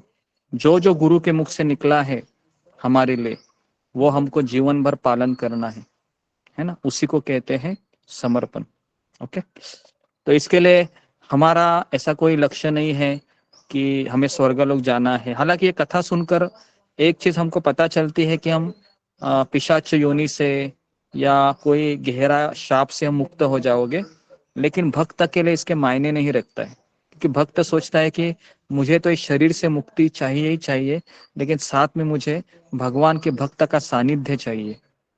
तो इसके लिए हमारे लिए तो एकादशी का व्रत इसलिए हम करते हैं ताकि हम भगवान को संतुष्ट करें, गुरु को संतुष्ट करें, है ना, भगवान के भक्तों का मैं संगति करूं, अधिक से अधिक माला करूं। ये हमारा प्रोमिनेंट गोल है एकादशी करने का, वैष्णव धर्म के अनुसार। और कर्म कांड के अनुसार लोग इसलिए एकादशी करते हैं ताकि उनको स्वर्गलोक की प्राप्ति हो, ठीक है। तो इसलिए आपको बहुत लोग ऐसा मिलेंगे जो एकादशी इसलिए करते हैं ताकि उनका जो भौतिक जीवन है वो अच्छा चले, घर में शांति बनी रहे, या फिर उनका कोई बीमारी से मुक्तता हो, या स्वर्गलोक उनको जाने का अवसर मिले, इस तरीके से, ठीक है। तो इसके लिए आप कंफ्यूज मत हो जाना। कोई पुराण पढ़ोगे तो उसमें बहुत सारे फल आपको दिए जाएंगे, लेकिन वैष्णव धर्म के अनुसार हम एकादशी व्रत का तात्पर्य यही है कि हम उस दिन ज्यादा से ज्यादा समय कृष्ण भक्ति में लगाए रहते हैं, और हमें गीता का कम से कम एक श्लोक के ऊपर अध्ययन करना चाहिए, ठीक है। सबको समझ में आया, क्लियर है जी? तो अभी हम हरे गीता कृष्णा का प्रभु जी, हरे कृष्णा प्रभु जी। प्रभु जी, जैसे हम लोग काफी टाइम तक जैसे ग्यारस करते हैं, उसके बाद अगर हम कोई तकलीफ में है हमारे घर का, तो हम उसको ग्यारस दान भी कर सकते हैं? 11 दान कर सकते, मैं समझा नहीं। जैसे जैसे मेरी एकादशी को 11 एकादशी भी होता रही है जी, 11 मतलब दान, मतलब बेसिकली हम दान द्वादशी के दिन करते हैं, जो खास करके जो पारना का समय होता है ना, जो 7 से 10 उसके बीच ही करना चाहिए, क्योंकि वो सही समय रहता है उस समय। तो इसके लिए आप पारना समय। हरे कृष्ण गुरु जी, माता जी बोल रहे हैं कि जो अगर कोई मुश्किल में है या फिर किसी की कोई विपत्ति है तो हम इस एकादशी का फल उन्हें प्राप्त दे सकते हैं, ये बोल रहे हैं। हाँ हाँ हाँ, जी जी हम जी प्रभु जी। हम दे सकते हैं हम उनको एकादशी का फल। जिस तरीके से अगर आपकी अगर माँ है ना, अगर आपको माँ को देना चाहती हो तो उस एकादशी का व्रत आप उनको दे सकती हो फल, कि मैंने मेरी माँ के लिए ये एकादशी का व्रत किया, हे कृष्ण जो भी इस व्रत का जो भी लाभ रहेगा आप मेरे पिताजी को, माँ को दे देना, इस तरीके से। ठीक है, तो वैसा आप कर सकते हैं। जी प्रभु। फादर तो चलेंगे तो मैं निमित्त भी कर सकती हूँ ये एकादशी का फल? जी जी, उनको भी आप कर सकते हो, है ना जी, कर सकते हो। जितने लोगों को आप प्यार करते हो आप सबको कर सकते हैं जी। आगे हरे बढ़ते हैं अभी कृष्णा हम। गुरु जी अगर जी, तो अभी आप जी अभी आप सुनिए केवल, क्योंकि हमारा समय है 3:40 हो गए हैं, तो मैं कम से कम 2 श्लोक कवर करता हूँ। ठीक है, क्योंकि आज एकादशी है, तो आज एकादशी का दिन भगवत गीता का पाठ करना ये बहुत जरूरी है। तो कल एक श्लोक किसी को समझा नहीं था, क्या कौन सा श्लोक था वो? गुरुजी कुमारी, 9 जी गुरु जी। 9 नंबर का। हाँ, कौन सा श्लोक रूपा था वो? माता जी बोल रहे 9 रूप नंबर हाँ, वाला। 9 नंबर। 9 ओके, गुरु जी। ठीक है, तो मैं 9 नंबर का श्लोक ले रहा हूँ। तो 9 श्लोक में ये बताया गया है कि मैं इसको पढ़ता हूँ कि क्षोत्रम चक्षुस्पर्शनम च रसनम घ्राणम एव च अधिष्ठाय मनश्चायम विषयान उपसेवते। इस प्रकार यहाँ पर पहले बताया है 8वें श्लोक में कि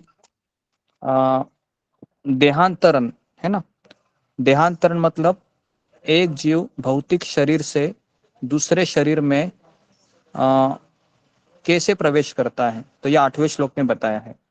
तो इन्होंने उसमें एक उदाहरण दिया था कि जिस तरह से हवा गंध को वहन करती है ना, अगर आप देखा होगा तो हवा अगर गटर के ऊपर से बहती है तो वह गटर का जो स्मेल रहता है उसको कैरी करती है।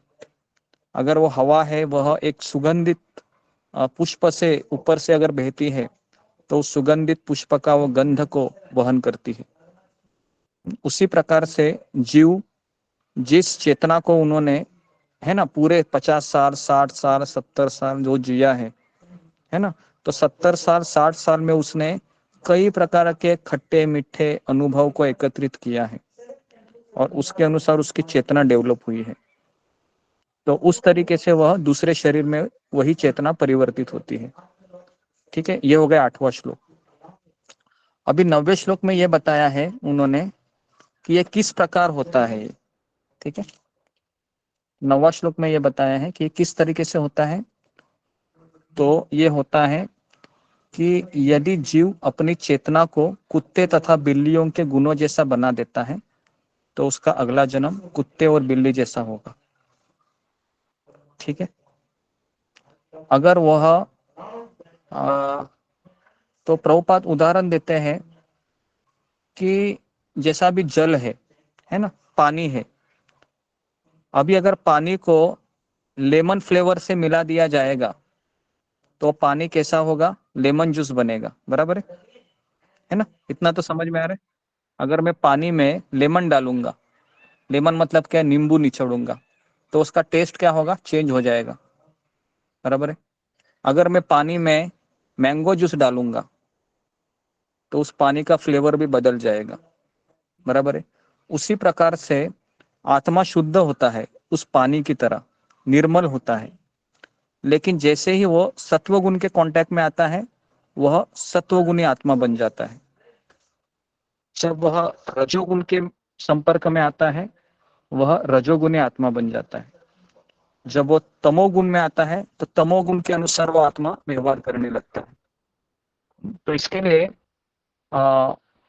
जो बारिश के जो बूंदे होती है आकाश से टपकती है ऊपर से, वो शुद्ध होती है, लेकिन जैसे ही वो नीचे आती है और किसी पदार्थ से मिल जाती है तुरंत वो अशुद्ध हो जाती है। इतना समझ में आया सबको? इतना तो आसान है समझना, है ना। तो भगवान यहाँ पर यही कह रहे हैं कि दूसरा स्थूल शरीर धारण करने के लिए, मतलब दूसरा अलग शरीर, स्थूल मतलब दूसरा शरीर पंच महाभूतों से बना हुआ, जो 84 लक्ष योनि का कोई भी शरीर हो सकता है। तो उसका जो उसमें जो कान है, आंख है, जीभ है, नाक है, त्वचा है, वह वो उसके शरीर के अनुसार प्राप्त करता है। ओके, तो इस तरीके से वह फिर है ना गुणों के अनुसार भोग करता है। तो इसके लिए 90वें श्लोक में इतना ही बताया गया है कि जिसकी वो संगति करेगा उसके अनुसार बनेगा।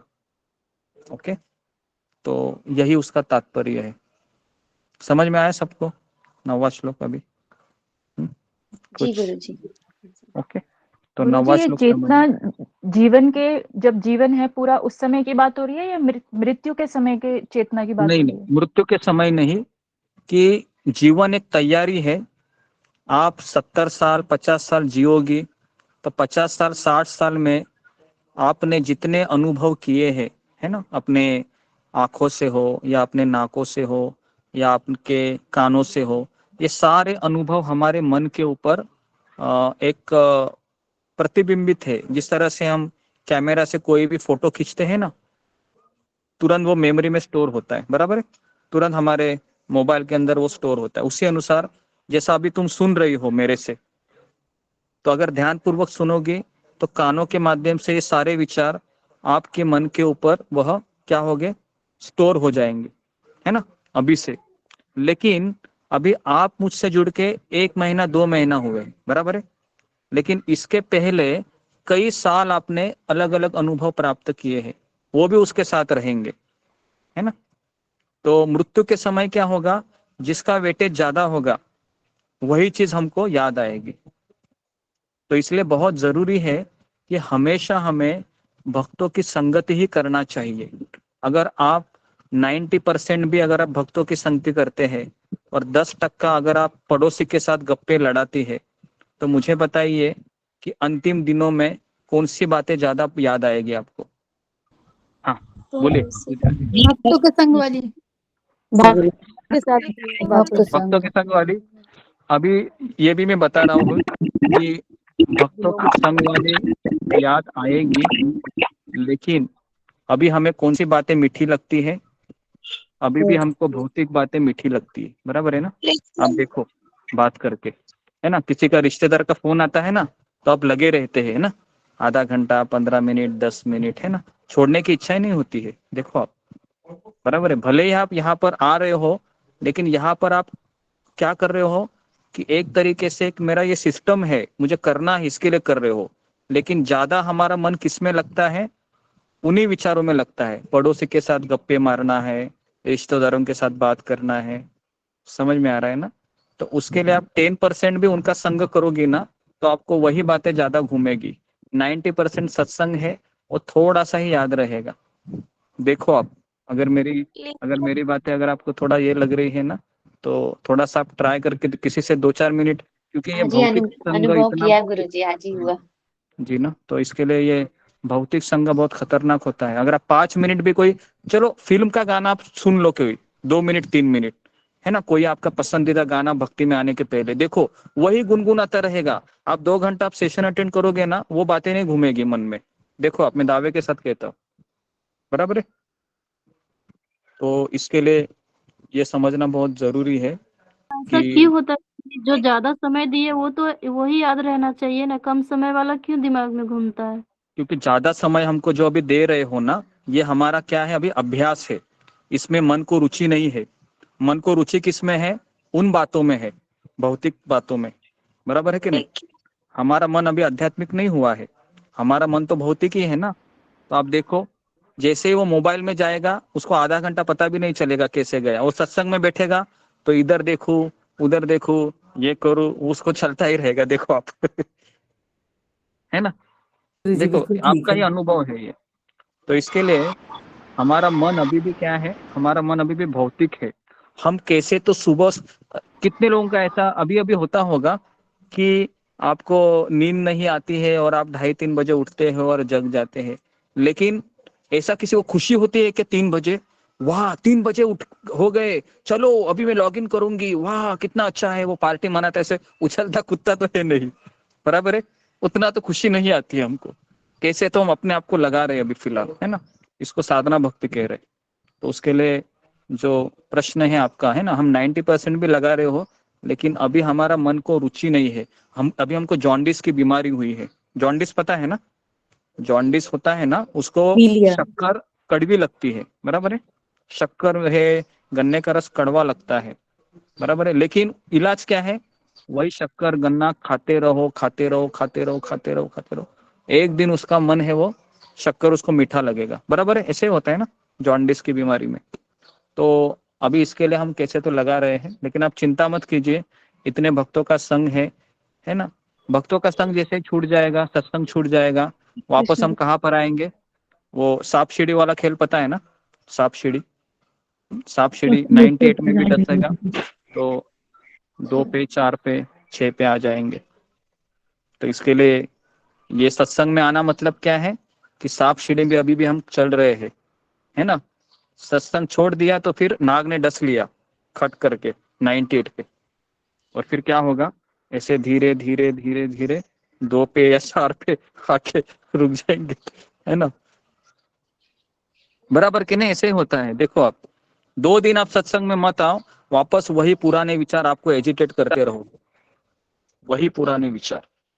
कितने लोगों के साथ हुआ है, मैं यहाँ पर दावे के साथ कहता हूँ, पिछले 6-7 महीने में ऐसा 1-2 दिन तो रहेगा ही आपके जीवन में कि 2 दिन आपने सत्संग नहीं किया है, और आपको पता है उसका परिणाम कितना भयानक होता है। फिर एकदम दिमाग खराब होता है, सोचता है कि मैं क्या कर रहा हूँ, क्या कर रही हूँ, है ना। गुरु जी ऐसे ही होता है, फिर से तैयार करना पड़ता है जीरो से, अगर एक दिन छूट जाए तो। हाँ, तो इसके लिए जो व्यक्ति बने रहना चाहता है एकदम सुखमय आनंद से, तो मेरा उनको कान मंत्र है कि एक भी दिन मिस मत कीजिए, एक भी दिन मिस मत गुरु जी कीजिए। चाहे मन ना हो तब भी क्लास करना चाहिए, जब मन करता बिल्कुल हाँ, ना सुने कई तो भी बार। करना चाहिए, है ना।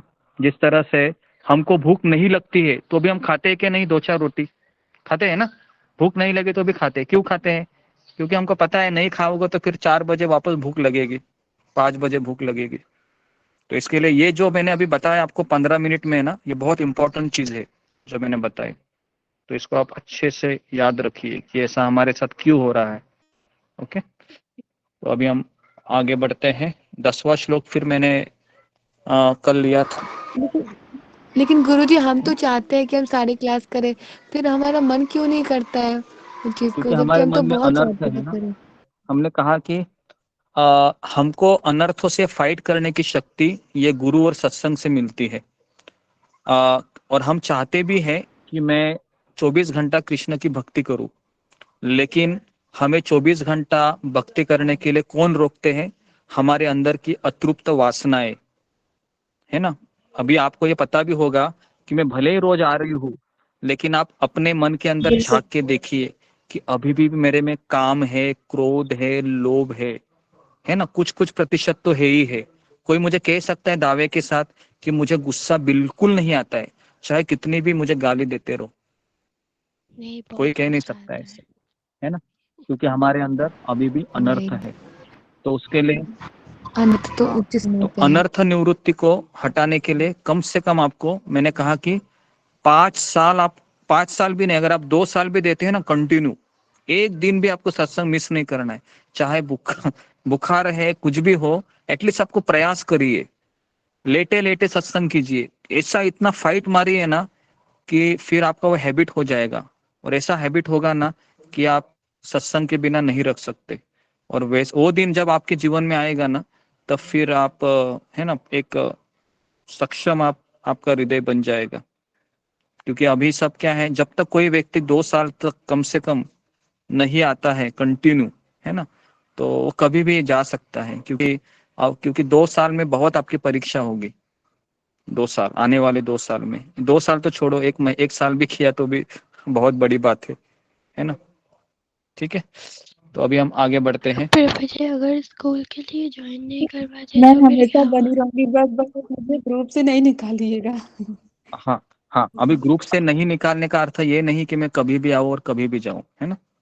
तो हमें अपने आप को लगातार बनाए रखना भी जरूरी है। अगर आप स्कूल के टीचर को कहूंगी कि मैं मुझे आप स्कूल से मत निकाल लीजिएगा, मैं अपने मर्जी से आऊंगी और मर्जी से ही जाऊंगी, तो टीचर क्या बोलोगे आपको? टीचर कहेंगे अपनी मर्जी से आना जाना है तो एडमिशन ही क्यों लिया? बराबर है। तो मेरा आपसे यही कहना है कि आपके फायदे के लिए देखो, ये तीनों सत्संग मैं इसलिए ले रहा हूँ इतना पेन लेकर, हालांकि मेरा बहुत मुझे लाइफस्टाइल मुझे मैनेज करना पड़ता है तीनों क्लास करने के लिए रोजाना। तो इसका कुछ एक चीज है कि आप लोग सही में भक्ति मार्ग में बने रहे, है ना। और अगर आप उसमें आलसी हो जाएंगे तो फिर समस्या हो जाएगी ना फिर। तो इसके लिए मुझे ऐसे ही स्टूडेंट अच्छे लगते हैं जो कमिटेड है। कमिटेड मतलब कुछ भी हो, कुछ भी होने का अर्थ ये नहीं कि कोई हॉस्पिटल में एडमिट है ना, तो आप उसको वो सब चीज कीजिए, है ना। लेकिन मुझे बताइए, अगर आपने हॉस्पिटल में एडमिट कर दिया आपके व्यक्ति को, तो फिर उसके पास बैठकर आप क्लास करिए ना, बराबर कि नहीं। क्लास कर सकते हैं कि नहीं उसके पास बैठकर, या उसको देखते रह के कुछ तो कर सकते हैं उसके पास बैठ के क्लास। जी, तो उसको देखते देखते कुछ होने वाला है क्या, बताओ मुझे। उसको एडमिट किया, अभी आप उसको देखते रहोगे, 3 से 4 का 3 बजे है, फिर भी आप क्लास में नहीं आओगे। क्यों नहीं आओगे? क्योंकि टेंशन लेके बैठे हो ना, मेरा आदमी ठीक होगा कि नहीं होगा, बराबर है। आप ये सारी चीजें भगवान के ऊपर क्यों नहीं छोड़ देते कि मैंने मेरा कर्तव्य निभाया, बराबर। यही पर हम मार खाते। कितने लोगों का ये अनुभव है कि घर में ऐसे कुछ आपत्ति आ जाती है ना, तो हम सत्संग में मन ही नहीं लगता है, उसके रिजल्ट के बारे में सोचते रहते, मेरा क्या होगा, मेरा क्या होगा, मेरा क्या होगा, मेरा क्या होगा, और उस चक्कर में हम सत्संग को भूल जाते। कितने लोगों के साथ ऐसा होता है? बहुत लोगों के साथ होता है ना? होता है ऐसा। गुरुजी परिवार वाले देखते हैं ना, तो वो बोलते हैं कि इतना सब कुछ है, तेरा सत्संग भागा जा रहा है क्या? अभी भी तेरे को ये नहीं है क्या? ऐसा डांट पड़ती है ना। अभी मैं उसके ऊपर कुछ कर नहीं सकता हूँ, ठीक है। मेरी मम्मी बोलती है कि तभी तुम्हारी उम्र क्या है कि तुम एकादशी का व्रत रखती हो, पूजा करती हो। ठीक है, ठीक है। तो कारण तो बहुत है, इननुमेरेबल रीजन है ना आने के। तो मैं अभी ना आने के रीजन नहीं सुनना चाह रहा हूँ, मैं आने की रीजन सुनना चाहता हूँ, ठीक है। तो आगे बढ़ते अभी हम 10वां श्लोक है उत्क्रामंत। अभी अभी यहाँ पर अर्जुन पूछता है कि कौन प्रभु शरीर का परिवर्तन होते हुए देख नहीं सकते। तो कृष्ण कहते हैं मूर्ख लोग समझ नहीं पाते कि जीव कैसे शरीर को त्याग देता है और शरीर का भोग करने के लिए 3 गुण उसको कैसे प्रेरित करते हैं, ये मूर्ख लोग नहीं समझ सकते, कृष्ण कहते हैं। अर्जुन पूछता है फिर कौन देख सकता है इसको, शरीर को परिवर्तन होते हुए। तो कृष्ण कहते हैं हे पार्थ, जिसकी आंखें आध्यात्मिक ज्ञान में प्रशिक्षित है वह ये सब देख सकता है। ठीक है, ये 10वें श्लोक का मीनिंग है जो मैंने आपको बताया। अभी तात्पर्य में प्रभुपाद कहते हैं कि कैसे जीव ज्ञान में प्रशिक्षित हो सकता है, क्या करना होगा उसको। तो प्रभुपाद में लिखते हैं कि प्रामाणिक गुरु से भगवत गीता तथा अन्य शास्त्रों को सुनकर वह ज्ञान में प्रशिक्षित हो सकता है। तो ये हमारे लिए ये इंपॉर्टेंट ज्यादा है अभी कि प्रामाणिक गुरु से गीता तथा अन्य शास्त्रों को सुनकर वह साधक ज्ञान में प्रशिक्षित हो जाता है। देखिए 10वें अध्याय के तात्पर्य में वो लाइन है, मैं बता रहा हूँ वो लाइन कितने नंबर की है। तो वो लाइन है 5 नंबर की है। देखिए आप 10वां श्लोक आप खोलिए, सॉरी 15वें अध्याय का 10वां श्लोक में 5वां लाइन है, उसको अंडरलाइन कीजिए आप। दिखा सबको? प्रामाणिक गुरु से भगवत गीता तथा अन्य ऐसे ही ग्रंथों को सुनकर ये समझा जा सकता है। मिला सबको लाइन वो? जी गुरुजी। मिला ना? हाँ, उसको अंडरलाइन कीजिए, बहुत इंपॉर्टेंट लाइन है, कैसे कर सकते हैं। उसके बाद अर्जुन पूछता है कि मूर्ख लोग क्यों नहीं इसे समझ सकते, क्या प्रॉब्लम है। तो कृष्ण कहते हैं कि उसके आगे का लाइन देखो, उसके आगे से 9वां लाइन है शुरुआत से, क्योंकि वो व्यक्ति काम तथा इच्छा के कारण निरंतर मूर्ख बने रहते हैं। प्रॉब्लम क्या है उनका? भौतिक काम और भौतिक इच्छा, इसके लिए वो देख नहीं पाते कैसे परिवर्तन हो रहा है। ओके, तो ये बहुत इंपॉर्टेंट चीज है, काम तथा इच्छाओं के कारण वह मूर्ख बने रहते हैं। ठीक है, तो इसके लिए शरीर परिवर्तन को समझ नहीं सकते हो। तो अभी इंद्रिय भोग के भ्रम में नाना प्रकार के क्षणिक सुख दुख प्राप्त करता रहता है, इसके लिए ऐसा व्यक्ति मूर्ख बना रहता है बेसिकली। तो अभी अर्जुन कहता है कि ज्ञान चक्षु व्यक्ति कैसे देखता है वो, फिर वो तो प्रभुपाद कहते हैं कि वह क्या क्या देखता है, सुनो अभी मैं क्या बता रहा हूँ। कृष्ण बोलते हैं वह समझता है कि मैं शरीर से भिन्न हूं। दूसरा है वह ये भी देख रहा है कि संसार में बद्ध जीव किस प्रकार से कष्ट भुगत रहा है। ज्ञान चक्षु वाला व्यक्ति, हाँ क्या, जिसने गीता और भागवत सुना है गुरु से। आपने देखा है गुरुकुल में कि गुरु है वो शिष्य होता है ना, गुरु के चरणों में बैठकर वो विद्या को अर्जित करता है, बराबर है। देखा है आपने रामायण महाभारत के सीरियल में देखा होगा आपने कि किस तरह से वो शिष्य गुरुकुल में जाता है, अपने गुरु की सेवा करता है ना। अगर आपको याद होगा तो सुदामा और कृष्ण पता है कैसी सेवा करते थे। एक बार सांदीपनी मुनि ने उनको जंगल में भेजा था, है ना, लकड़ी लाने के लिए, याद है आपको, टीवी सीरियल में देखा होगा गुरुजी आपने। याद है। तो कितना जी, बारिश हो गुरुजी। गया, रात भर और वहां पर वो पड़े रहे, है ना, इतनी सेवा वो करते रहे। तो ऐसे ही ज्ञान नहीं आता है। आपको क्या लगता है कि गीता का ज्ञान ऐसे ही सुनकर आ जाएगा? नहीं, आपको सेवा भी करनी पड़ती है, तब जाके ये ज्ञान कृष्ण भीतर प्रवेश करवाते हैं। तो इसके लिए उस श्लोक में कृष्ण यही कहते हैं, तद्विद्धि प्रणिपाते न परिप्रश्नेन सेवया, सेवया शब्द आया है उसमें। फिर वो उपदेक्षन्ति, देक्षन्ति मतलब दीक्षा देना, उसके बाद दीक्षा होती है। उपदेक्षन्ति ते ज्ञान ज्ञानिनस् तत्वदर्शिन। तो इसके लिए दीक्षा होने के पहले क्या करना होता है? सेवा करनी होती है। तो इतना सब होने के बाद अभी 11वें श्लोक का मैं मीनिंग बता रहा हूँ आपको, फिर हम रुक जाते हैं। तो 11वें श्लोक में अभी अर्जुन पूछता हूँ कि आपने कहा हे प्रभु, अज्ञान को ज्ञान से नष्ट कर सकते हैं जिसकी आंखें प्रशिक्षित है आध्यात्मिक ज्ञान में, लेकिन जो शास्त्र पढ़ता ही नहीं है उसका क्या परिणाम होगा? तो कृष्ण कहते हैं, देखो अर्जुन, जो लोग आध्यात्मिक ज्ञान में प्रशिक्षित है वह ये सब देख सकते हैं, क्योंकि उनके मन योग अभ्यास से प्रशिक्षित होते हैं, इसलिए वे आत्म साक्षात्कार में स्थित है। लेकिन जिनके मन विकसित नहीं है, वे कितना भी प्रयास करे वो देख ही नहीं सकते कि ये शरीर का परिवर्तन कैसे हो रहा है, कैसे आत्मा शरीर को छोड़ के चली जाती है, कैसे ये नरक लोक कहाँ होता है, स्वर्ग लोक कहाँ होता है ना। आप इस्कॉन से जुड़ने के पहले आपको कुछ पता था क्या ये सब चीजें? बताइए कि कैसे ये शरीर होता है, आत्मा क्या होता है ना, भगवत धाम क्या होता है, कुछ पता ही नहीं था, बराबर है ना। तो एक तरीके से हम अज्ञानी थे, लेकिन जब अभी हम प्रभुपाद से सुन रहे हैं, है ना, और यहाँ पर आप सत्संग में आ रहे हैं, तो बहुत सारी चीजें आपको पता चल रही है ना। तो इसलिए ये सारा श्रेय हम श्रील प्रभुपाद को देते हैं कि इन्होंने इतना मेहनत किया, इतना, है ना। राधानाथ महाराज जैसे पिछले 50 सालों से वो प्रचार कर रहे हैं, विदेश में जाते हैं, भ्रमण करते हैं, है ना। तो इनको हमको प्रणाम करना चाहिए कि ये कितने महान लोग हैं कि पूरा जीवन अपना समर्पित कर दिए दूसरों के लिए, है ना। तो इस तरीके से भगवान कहते हैं कि ये लोग तीन गुणों के कैसे तीन गुण काम करते समझ नहीं पाते हैं। आप में से कितने लोगों ने इसके पहले भगवत गीता पूरी पढ़ी होगी, लेकिन आपको कुछ समझ में नहीं आया है, और जैसे आपने सत्संग ज्वाइन किया तो कुछ कुछ समझ में आ रहा है? ऐसे कितने लोग हैं, है ना, बहुत सारे लोग मेरे रहेंगे। साथ मेरे साथ तो आपने गीता पहले पढ़ी भी होगी, लेकिन नहीं समझ में आ रहा था। हाँ, तो अभी आपको जी कोई कोई जी ज्यादा कोई कोई नहीं आ रहा। जी।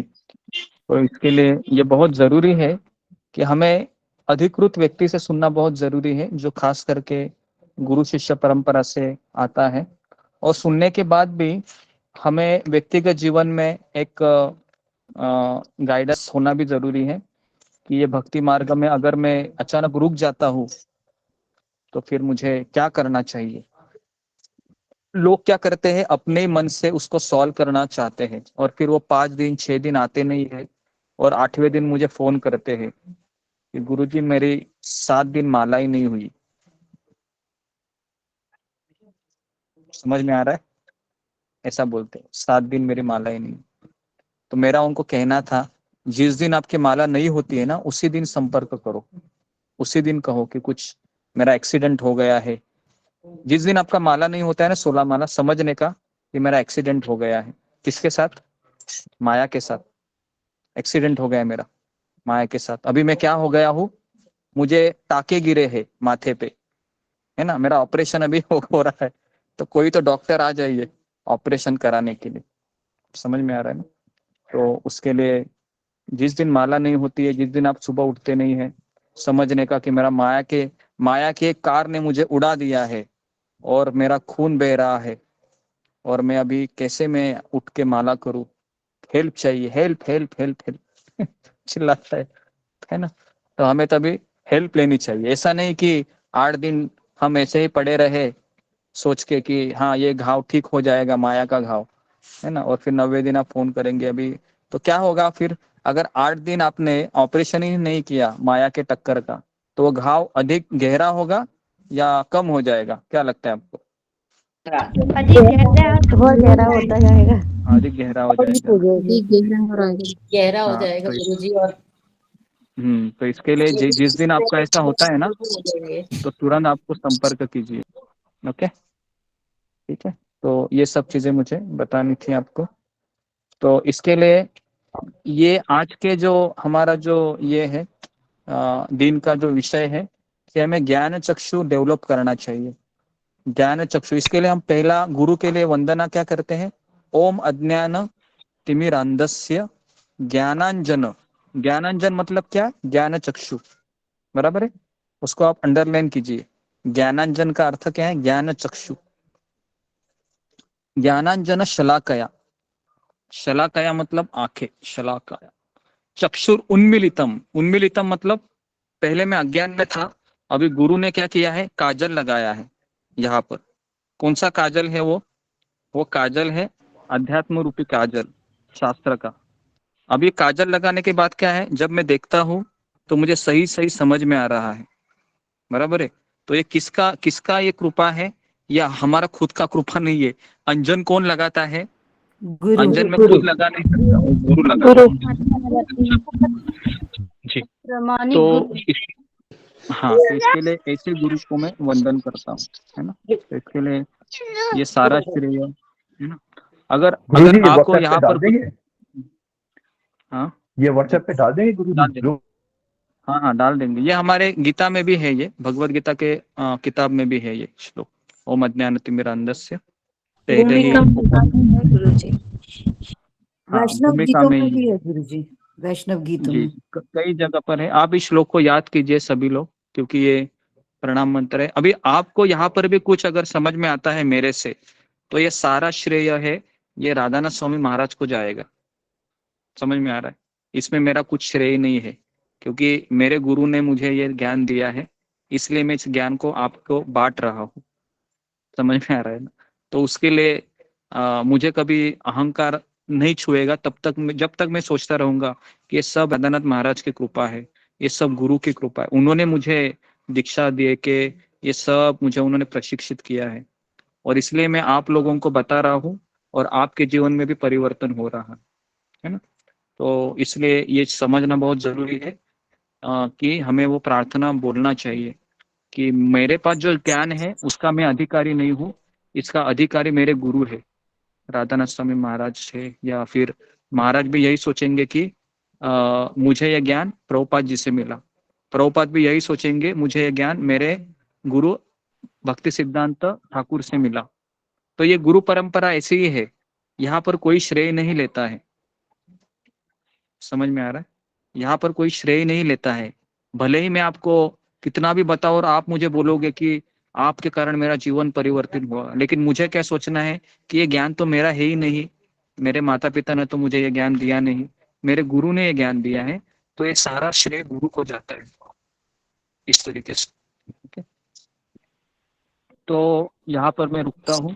तो हमारे आज 10-11 श्लोक हुए, हालांकि केवल रिवीजन ही लिया हमने, क्योंकि आज हमने आपको युधिष्ठिर महाराज का वो कथा भी बताया, जया एकादशी का, है ना। और बहुत सारी चीजें मैंने कंटेम्पलेट बताई आपको, थोड़ा सा हमने मंथन किया आज, है ना। काफी मंथन किया आज। श्लोका हमने कम लिए, लेकिन हमने मंथन ज्यादा किया आज कि किस तरह से ये माया का हमको आघात होता है, किस तरह से हम अनर्थों से जूझ रहे हैं। तो ये बीच बीच में ऐसे सेशन होने चाहिए ताकि हमको पता चले कि मैं कहाँ पर मैं गिर रहा हूँ। और मैं दावे के साथ कहता हूँ कि आगे ना ऐसे बहुत होगा कि अभी आपका मन लग रहा है भक्ति में, लेकिन 1 महीना, 2 महीना, 3 महीना होने के बाद ऐसा आपको लग सकता है कि मुझे अभी भक्ति में पहले जैसा मजा नहीं आ रहा है, ये मेरे साथ क्या हो रहा है, ये भी हो सकता है। तो ये क्यों हो रहा है? इसका मेन कारण है कि हमारी जो गंदी आदतें हैं वो अभी तक मैंने अपने पास ही बनाए रखी है, मैंने अभी तक उसको छोड़ी नहीं है।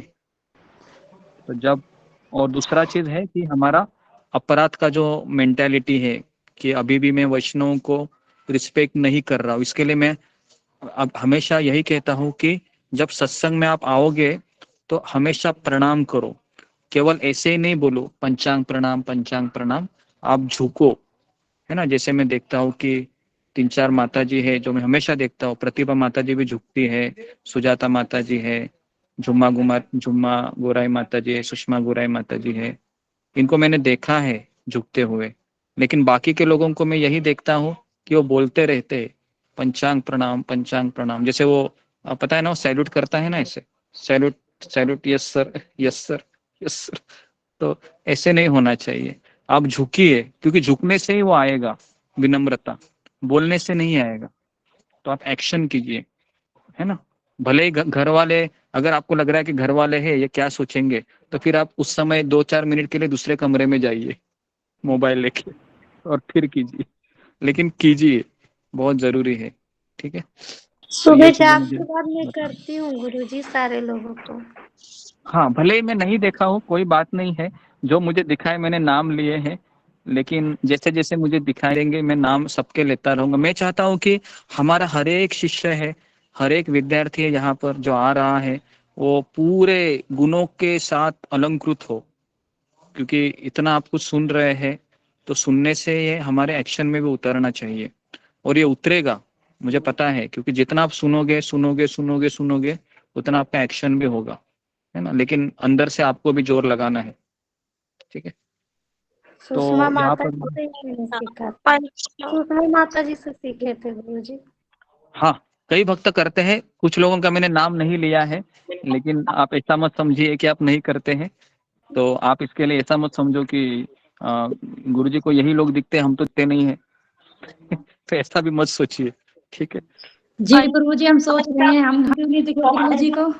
हाँ, तो आप नहीं दिखते हैं प्रणाम गुरुजी, जी। मेरा एक प्रश्न है गुरुजी, बहुत जरूरी प्रश्न है मेरा।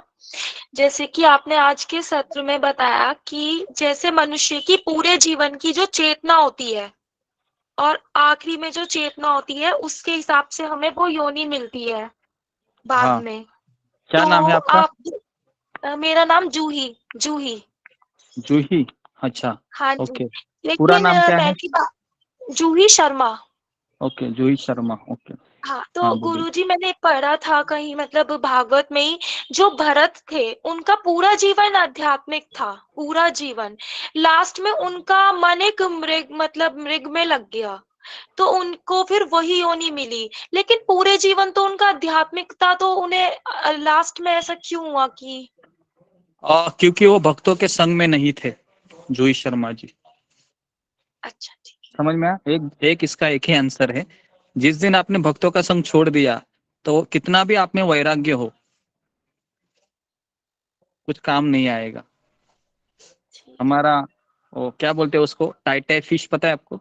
एक सीरियल आता था टाइटाई फिश, पूरा हम वापस गिरना निश्चित है। तो इसके लिए अगर आपको लग रहा है कि मेरी भक्ति हो रही है, इसका एक ही कारण है कि आप भक्तों के संगति में आ रहे हैं, और कोई कारण नहीं है, और कोई कारण हो ही नहीं सकता, ठीक है। तो इसके लिए आपको सारा श्रेय ये भक्तों के संग को ही देना चाहिए। अगर आपको ऐसा लग रहा है कि मैं 16 माला कर रही हूँ, सत्संग कर रही हूँ, देखो मेरे में कितना बदलाव हो रहा है, मैं कितना अच्छी स्टूडेंट हूँ, तो ये आपका भ्रम है। ये सारा श्रेय है ये भक्तों के संग को जाता है ना। तो ये ये अगर आप समझोगे ना तो आपने 50% लड़ाई जीत ली। क्योंकि माया यही चाहती है कि अपने आप को कुछ करता समझे कि मेरे कारण हो रहा है, मैं उठ रही हूँ, मेरे कारण 16 मारा हो रही है ना, कोई मुझे जगाता नहीं है, देखो मैं कितनी काबिल हो गई अभी। ये सब माया क्या करती है ना, बीच बीच में डालती रहती है। तो हमें हमेशा यही सोचना चाहिए कि माया तुम गलत बोल रही हो, मैं तो कठपुतली हूँ, ये भक्तों के संग है, ये गुरु है जो मुझे ज्ञान दे रहे हैं, इसकी बदौलत मैं यहाँ पर कुछ कर पा रहा हूँ या कर पा रही हूँ, इस तरीके से। ओके, धन्यवाद गुरुजी। गुरुजी मेरा भी हाँ। इससे संबंधित एक प्रश्न है।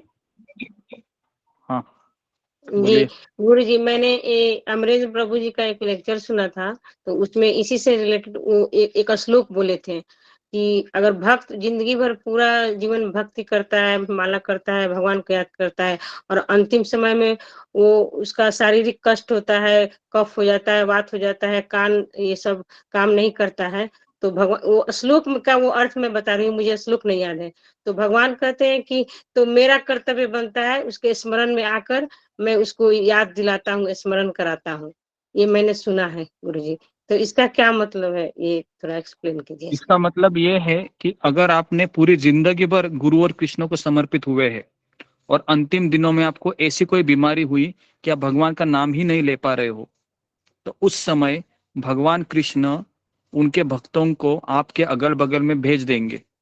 कुछ तो ऐसा रहेगा कि आप ऐसे हॉस्पिटल में एडमिट हो जाओगे जहां पर केवल भक्त ही भक्त है।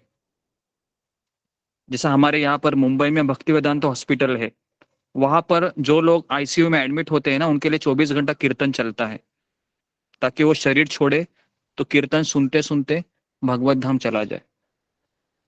तो इसके लिए आप ये चिंता ही मत कीजिए कि मेरा मृत्यु के समय, हम सबका मृत्यु ऐसे ही होने वाला है, क्योंकि मृत्यु के समय भगवान का नाम निकलना बहुत मुश्किल है। लेकिन मैंने ऐसे कई मृत्यु देखे हैं भक्तों के, कि कई भक्त कीर्तन कर रहे हैं और वो उनको ऐसे मास्क लगाया है ऐसे, है ना। जैसे अभी एक मैं आपको वीडियो बताता हूँ, ठीक ना। तो अभी मैं जाते समय आपको वीडियो दिखाता हूँ मैं अभी शेयर करके। तो उसमें देखिए कि वो माता जी, एक छोटी सी लड़की है, उसको मास्क लगाया है, तो और राधानाथ महाराज का एक टेप है ना, वो महाराज उसको कह रहे हैं, है ना। तो मैं आपको दिखा रहा हूँ किस तरह से कृपा होती है गुरु की। भले गुरु अवेलेबल नहीं है तभी, लेकिन फिर भी उनके शब्दों के द्वारा वह प्रोत्साहित होती है। ठीक है, तो आप सभी लोग उस वीडियो को देखिए ताकि आपको भी प्रोत्साहन मिले। गुरु तो मैं जी, फिर शेयर तो कर रहा हूँ। मृत्यु के समय भक्त का होना जरूरी है ना, आसपास भक्तों का होना जरूरी है ना। हाँ हाँ, जैसे ही किसी को, इसके लिए तो ये हमने ग्रुप फॉर्म किया है ना। अगर आपको ऐसा लग रहा है, अगर आप भले इस ग्रुप में रहते 10 साल 15 साल 20 साल, और अगर वो समय भी आता है तो हम सारे लोग लॉगिन करके, है ना, आपके लिए प्रार्थना करेंगे, आपको देखोगे, आपके लिए लेकिन कीर्तन करेंगे। गुरुजी कभी मतलब हम ऐसे समय ऐसी स्थिति में हो हम फोन ही ना कर सकें, फिर कैसे करेंगे? तो आपके परिवार वालों को आपको बताना है, मेरी आखिरी ख्वाहिश ये है भाई, इतना तो पूरा करो। ठीक है बराबर गुरुजी। कि नहीं? जी उतना तो गुरुजी, कर ही जी। सकता है ना भाई, इतना हाँ, जिंदगी में। मैंने तो गुरुजी कल ही बोल दिया हस्बैंड को कि मेरे हाँ, मृत्यु के समय आपने बोलना है और भक्तों को बोलना है। ठीक है।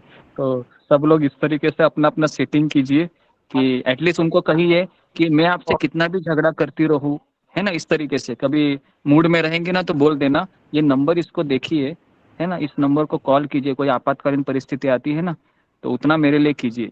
भले ही मैंने 20 साल 25 साल तुम्हारे लिए खाना बनाया है, कुछ नहीं किया तो भी चलेगा, लेकिन इतना काम कीजिए। ठीक है। गुरुजी, कभी अचानक मौत आ जाती है, मौत तो कहकर नहीं आती, एक्सीडेंट हो जाता है या कुछ भी हो हाँ। जाता है। हाँ, तो उस केस में भी भगवान दयालु है। भगवान देखो इतने निर्दयी नहीं, क्या लगता है आपको पिता इतना निर्दयी हो सकता है क्या कि पुत्र ने उनके लिए जिंदगी भर किया है तो क्या वो ध्यान में नहीं रखेंगे आपके? ऐसा तो नहीं होगा। तो उसके लिए आप इतना चिंता मत कीजिए कि भगवान थोड़ी ना यमराज की तरह है, भगवान तो हमारे पिता की तरह है। तो हमें तो वो कभी इस तरीके से वो ठुकराएंगे नहीं, है ना। तो वो चिंता भगवान के ऊपर छोड़ दो। अभी फिलहाल आप 4 बजे उठकर लॉगिन तो हो जाओ दीप्ति माता जी, वो तो आपको देखा नहीं मैं अभी तक। ठीक है, ओके। ये जो है 15 श्लोक में दिया हुआ है गुरुजी इसके बारे में। इसी हाँ, अध्याय में 15 नंबर के श्लोक में दिया हुआ है कि सर्वस्य चाहम हृदया सन्निविष्टो मुखा स्मृतिर ज्ञानम अपोहनम च वेदच्च च सर्वमेव वेद्यो वेदांत कृत वेदा विद एहम चाहम। कि मैं प्रत्येक जीव के हृदय में आसीन हूँ और मुझसे ही स्मृति तथा ज्ञान तथा विस्मृति होती है। हाँ हाँ हाँ, बराबर बराबर, सब कुछ ये भगवान ही कर रहे हैं। और मैं अभी आपको एक वीडियो दिखा देता हूँ अंतिम समय का, जो हॉस्पिटल में कैसे एडमिट होते हैं, लेकिन उसमें साउंड नहीं रहेगा। गुरुजी ग्रुप में भी सेंड कर दीजिए। जी जी, तो मैं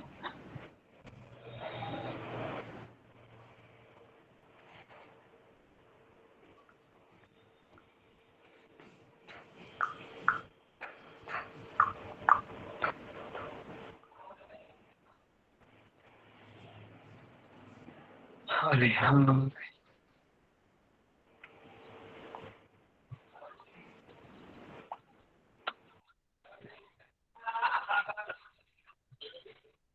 लेटेस्ट था वो।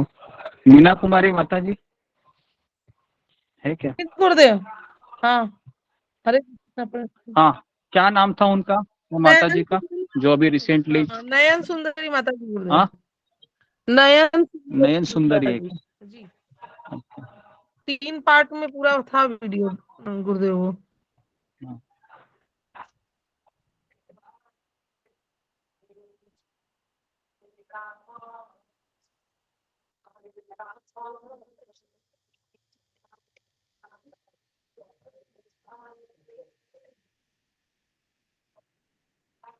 जी, ये वाला है लगता है।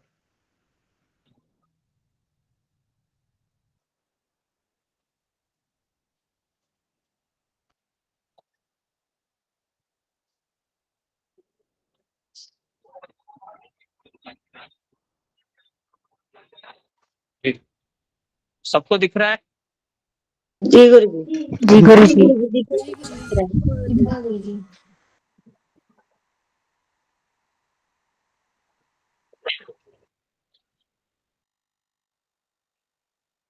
तो राधानाथ महाराज जी को जा रहे हैं, मोबाइल माता जी ने पकड़ा है। माता जी को बहुत बड़ी बीमारी हुई है, ये छोटी बच्ची है, इनके काफी सारे भजन भी हैं यूट्यूब में।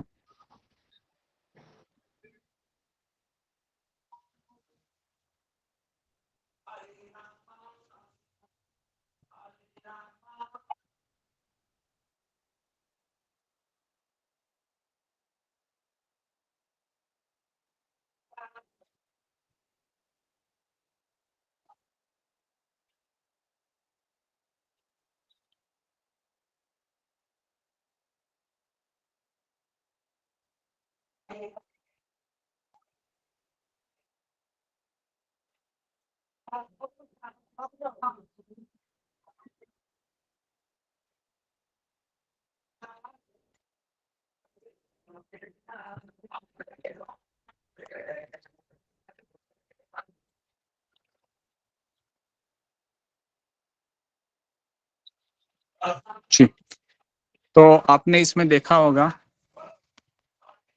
कि किस तरीके से ये माता जी है वह, है ना, संघर्ष कर रही है, जूझ रही है, लेकिन फिर भी महाराज ने उनको, है ना, तो ये होता है कृपा, है ना। अभी मुझे बताइए कि वो माता जी कितनी भाग्यवान थी, है क्या नहीं, कि उन्होंने इस तरीके से शरीर छोड़ा, कि हालांकि सभी भक्तगण उसके आसपास थे, बराबर है। तो इसके लिए आप ऐसे चिंता ही मत कीजिए कि मैं सत्संग तो करती हूँ, मृत्यु के समय क्या होगा पता नहीं, मेरे घर वाले तो ये मुझे तो छोड़ ही देंगे, है ना, मैं क्या करूंगी। तो ऐसा मत सोचिए। तो आपकी ओर कॉल घुमाएंगे, हम तुरंत मीटिंग बुलाएंगे आपके लिए, इमरजेंसी, है ना, आपके लिए कीर्तन करेंगे। ओके, तो मैं यहाँ पर रुकता हूँ, ठीक है, बहुत समय हुआ है। गुरु जी हरे कृष्णा हरे कृष्णा गुरु जी पंचांग प्रणाम। हरे कृष्णा गुरु जी प्रणाम। हरे कृष्णा गुरु जी पंचांग प्रणाम। हरे कृष्णा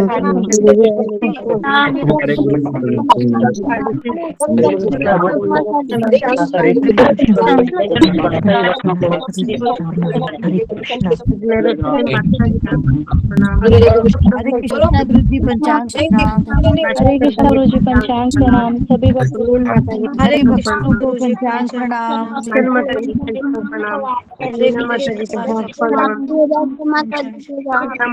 गुरु जी पंचांग प्रणाम। कालिनी माता जी पंचांग प्रणाम। हरे कृष्णा सुभद्रा माता जी पंचांग प्रणाम। दुर्गा माता जी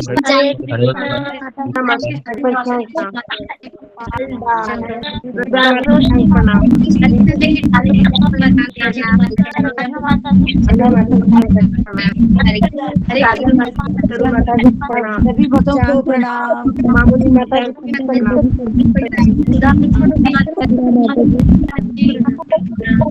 हरे पंचांग प्रणाम।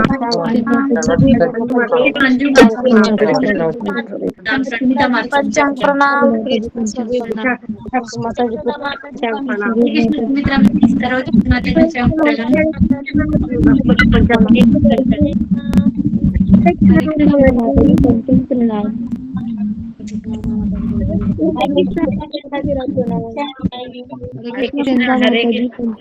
भक्तों को मेरा पंचांग प्रणाम।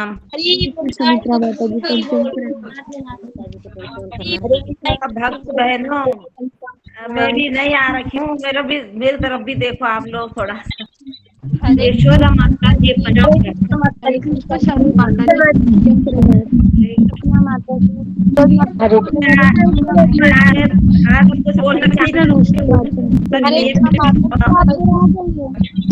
मुझे किसी ने कुछ बोला क्या? कोई माता जी ने कुछ बोले मुझे? मैं बोल रही हूँ ना, सुन रहे आप लोग मेरा? हाँ सुन रहे, समझ गए। आप बोलिए। मैं नहीं आ रखी हूँ, मैं अभी तक किसी से मिली भी नहीं हूँ। गुरु जी को भी प्रणाम नहीं कर सके। मेरे को ये खोल नहीं आता, पहले तो फोन खोलना ही नहीं आता। माता जी धीरे धीरे आ जाएगा। धीरे धीरे आ जाएगा, धीरे धीरे। मैं ये आवाज खोलना चाहती हूँ, मेरे को खोलना ही नहीं आ रहा। ये बैठा बच्चा छोटा सा नाती, तो इससे खुलवाती हूँ मैं। बोल तो मैं जानती नहीं हूँ, कुछ बोलना चालना ही नहीं आती मुझे तो कुछ भी। मेरी बेटी ने लाया था मुझे यहाँ। हरे कृष्णा माता जी। हरे कृष्णा माता जी। हरे कृष्णा माता जी, आपको कुछ बोलना है गुरु जी से? बात करिए। गुरु जी को मैं प्रणाम करने गुरु जी ने सुनाई नहीं। मैं अभी तक प्रणाम ही नहीं करा। हमको आशीर्वाद कैसे मिलेगा? गुरु का आशीर्वाद तो तभी मिलता जब उनको चरणों में जाओ, प्रणाम करो ना। गुरु का आशीर्वाद तो तभी मिलेगा ना। आप जब में आएंगे ना, तो कृष्ण मोहन प्रभु जी से बोलिए कि मुझे गुरु जी को प्रणाम करना है, अभी तक नहीं किया है। तो कृष्ण मोहन प्रभु जी आपको बात करवा देंगे, प्रणाम करवा देंगे। मैं तो किसी को जानती भी नहीं, मैं बोलना भी नहीं जानती कुछ भी। आते ही। हरे कृष्णा सरोज माता जी, आप कहाँ से हैं? मैं ऋषिकेश से हूँ। आप गढ़वाली हैं? हम गढ़वाली हैं। ऋषिकेश से। जी जी, मैं भी हूँ उत्तराखंड से। सुषमा है ना मेरी बेटी, सुषमा। जी, मैं भी उत्तराखंड से हूँ। कहाँ से? मैं पौड़ी गढ़वाल से। अच्छा, हम टिहरी से है ना। जी, उत्तराखंड से करो। आपके वो सर पे जो आपने बांधा है ना साफा, उसको देख के मुझे समझ आया। हाँ, गढ़वाली लोगों का ऐसे ही रहता ना बांधा हुआ। हम पहाड़ियों का। हाँ ठीक है माता जी, आते रहिए। जी कल आप आएंगे ना, तो मुझे याद रहेगा तो मैं गुरु जी से बोलूंगी, कृष्ण प्रभु जी से बोल दूंगी, वो बात कराएंगे आपको। गुरु को प्रणाम करेंगे, गुरु की शरण में जाएंगे, तभी तो हमें गुरु का आशीर्वाद मिलेगा ना। हरे कृष्णा माता जी, मुझे कुछ कहना है। देखिए, तो बैठी रहती हूँ, चलो सुन रही हूँ, आप लोगों का सत्संग सुन रही हूँ। अच्छा, गुरु जी को याद करके भी प्रणाम करोगी तो वो गुरु जी को मिल जाएगा। प्रणाम माता जी। अब गुरुजी को याद करके प्रणाम करोगे तो वो प्रणाम गुरुजी से मिल ना जाएगा। वैसे तो करती हूँ ना मैं, पर हाँ। उनसे नहीं हूँ। वैसे तो करती हूँ, प्रणाम तो रोज ही करती हूँ ना। हाँ, तो वो मिल जाता है हमारे गुरु को। हाँ, जब वो कभी आशीर्वाद देंगे हमको, हमें शिष्य समझेंगे, मानेंगे, तभी तो हमको उनका आशीर्वाद मिलेगा, तभी तो हमें ये कुछ ज्ञान भी आएगा, नहीं है? हाँ? ऐसे भी मिलेगा माता जी, कैसा लगा माता जी संसद सुन के आज का आपका? हैं? कैसा लगा आपको माता जी आज आपको सुनकर? अच्छा लगा, बहुत अच्छा लगा। आप लोगों को बहुत अच्छा कर रहे हैं। आप लोगों की उसमें मैं भी आ गई तो मुझे बहुत अच्छा लग रहा है। आज तो मेरा लेट हो गया। आज तो हम मेरे को पूजा में गए थे, वैगना का गृह पूजा में गए थे वहाँ, इसीलिए लेट हो गया मेरा यहाँ जुड़ने में। कौन आ गया? माता जी पंचांग प्रणाम। हरे कृष्णा सीखा माता जी। हरे कृष्णा, हरे कृष्णा। सब भक्तों को मेरा को हरे कृष्णा माता जी पंचांग प्रणाम। हरे कृष्णा। हरे कृष्णा सुजाता माता जी पंचांग प्रणाम। हरे कृष्णा सरोजा माता जी पंचांग प्रणाम। हरे कृष्णा आप लोगों को भी हरे कृष्णा, सबको पंचांग प्रणाम मेरा। यशोदा माता जी पंचांग प्रणाम। कृष्णा माता जी पंचांग प्रणाम। आचल हरे कृष्णा हरे माता जी। कृष्ण, हरे कृष्ण, हरे कृष्ण, हरे कृष्ण। चलो कर दे। फोन किसका आया था? हाँ? काट दे। फोन किसका आया था?